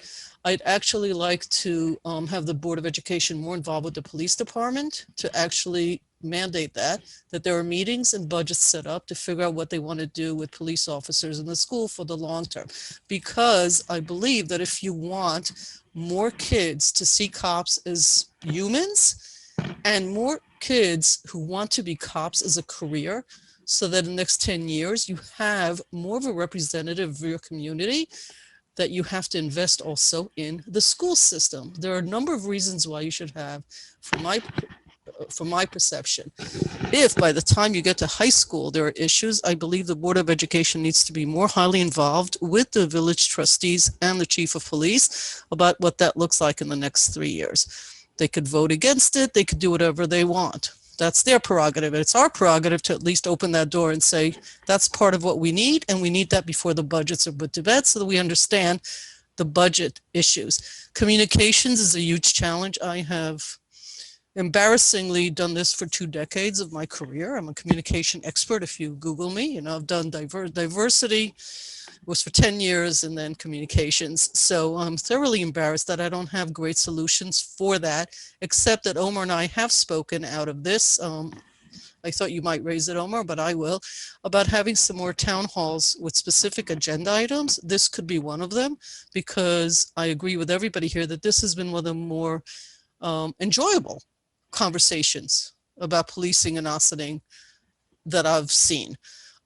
Truly enjoyable, no kidding. Like, I could do this all night, except some of you probably have a life and children and all other things that you need to get to. I enjoy this, and I'm sure my boss will see this tomorrow in my other job. I report to a board, by the way, so it's ironic. We'll sit there and I'll say this, and I've said it to her. I enjoy this oftentimes more than my full-time job, which has to pay my taxes and my water bill, because you can influence change.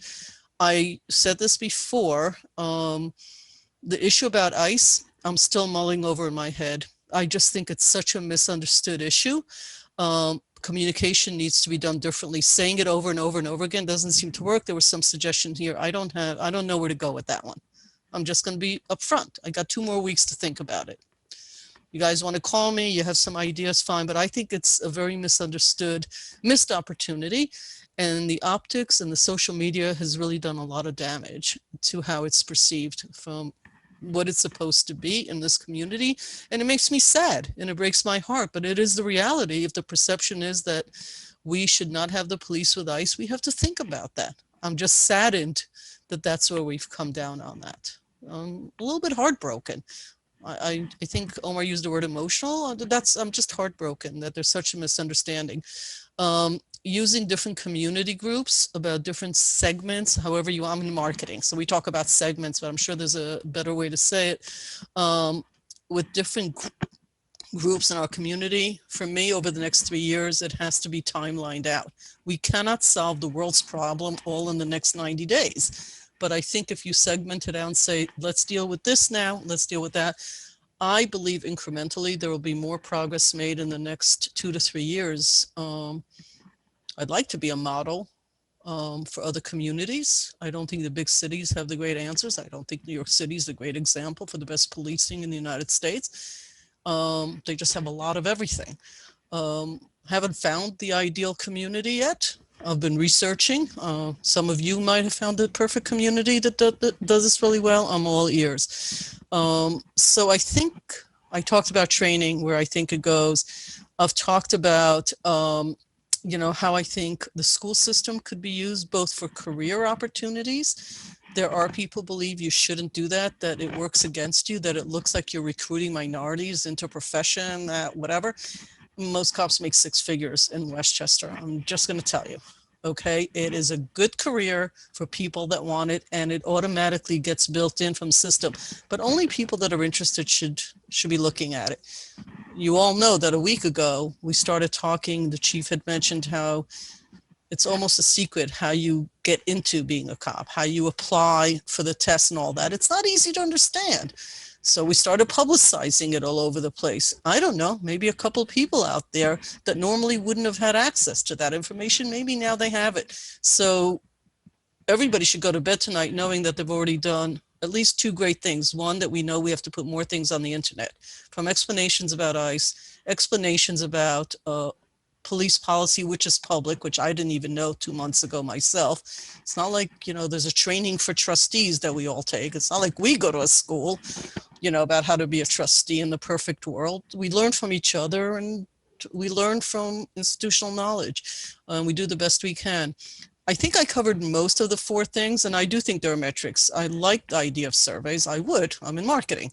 I like the idea of surveys of once a year, and to get a standard survey, because if you change a survey, you're not testing anything as part of the next steps. I don't think it needs to be in the plan. I think the trustees should just make that a part of the budget conversations. I know the village manager is probably still on for the budget, because that's how it's going to get done. And I already talked about how we tried for the first time with the Spanish language, which we need to do more of. And if we need to do other things, we're already testing some of the waters. So I don't know if I answered the question of where I'm heading. I think I hit some of the marks, because I'm literally looking at the plan in those 4 buckets, item by item by item, because I always like to do homework, and this is a homework assignment for me as far as breaking it down and saying, where would I want to be in 3 years? Where do I want to be in 3 years? Where do I want to be in 3 years? That makes sense for the community. It's not for me. I mean, seriously, nobody runs for this job, just so we're clear. No one runs to be a trustee. The mayor in this village gets a small stipend. We do not make minimum wage. That's why they're called stipends, because if it was even minimum wage, we would be underpaid. No one on this board, no one on any of the boards I've sat on in the village does this except for the love of the community and for doing a good job for the community, because there's no other reason to be doing this that I can think of. Somebody else can correct me, but I don't think there is. You have to actually like doing this. So, Ro, to your point, yes, it is for us to do. I get that, but our job goes much better when the community participates with us. They're not obligated to participate, and if they don't find it intriguing, there would be no reason. If you're not excited by what is being offered, you're not going to participate. I totally respect that, but it certainly is helpful when we have more people sitting on different boards. It's very difficult for some of the boards to have a quorum, to get volunteers. And so a lot of the work done doesn't happen because they can't even vote on it. That's not the situation today. The situation today is that we seem to have enough people interested. That's a good thing. I'm optimistic that we will have more after these kind of conversations where people say, you know what? I want to jump in. I want to try this one board, historic preservation, arts, civilian review board. I want to do that. That speaks to me and I can make a difference. I hope a lot of people do apply and do for the next 3 years. That's where my head is at. I think we're better off for having all of you here because of all the work that you've done. I'm sorry that there's some feelings about the mismanagement in the beginning, the timelines, the consulting group, how it was done. I can't undo it, but it is a little bit of a path that got us to where we are today. So in some ways, it got us to an actual real plan, even if it's not as ideal as anybody would have wanted it to be. It's the only thing I can say. I can't make anything, I can't undo anything. I can only go forward. So I think we're in a good place in the sense that it's a very good plan. It may just not be the perfect plan that maybe some of you had in mind, but I don't know what the expectations were. And in the future, maybe we need to align expectations when we start a project to begin with, so that people who have those expectations state them, and those that have different expectations might say, this is not for me. That's not what I'm here for. And that may have resolved, I think, some of the issues, and we need to do that going forward. I hope that answers. I don't mean to pick on you, Ro. It's just that you're the one that asked. That's all I'm saying. That's my point of view. Dana, I saw your hand go up, so I probably either forgot something or said it incorrectly. I forgot something that struck me. The other day, I said, I'm going to Google austinpolice.org and see what comes up.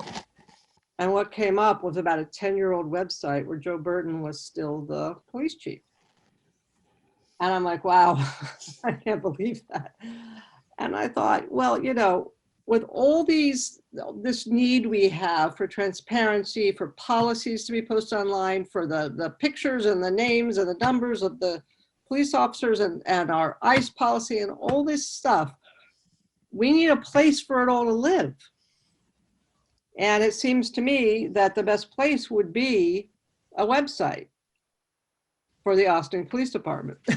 That is a real, that is up to date, modern, that if you want to know anything about anything, you know where to go. And, as a former magazine professional who worked on a lot of websites and who works on packaging information and stuff, it just seems to me like, it would cost money. You'd have to hire somebody to design it and stuff.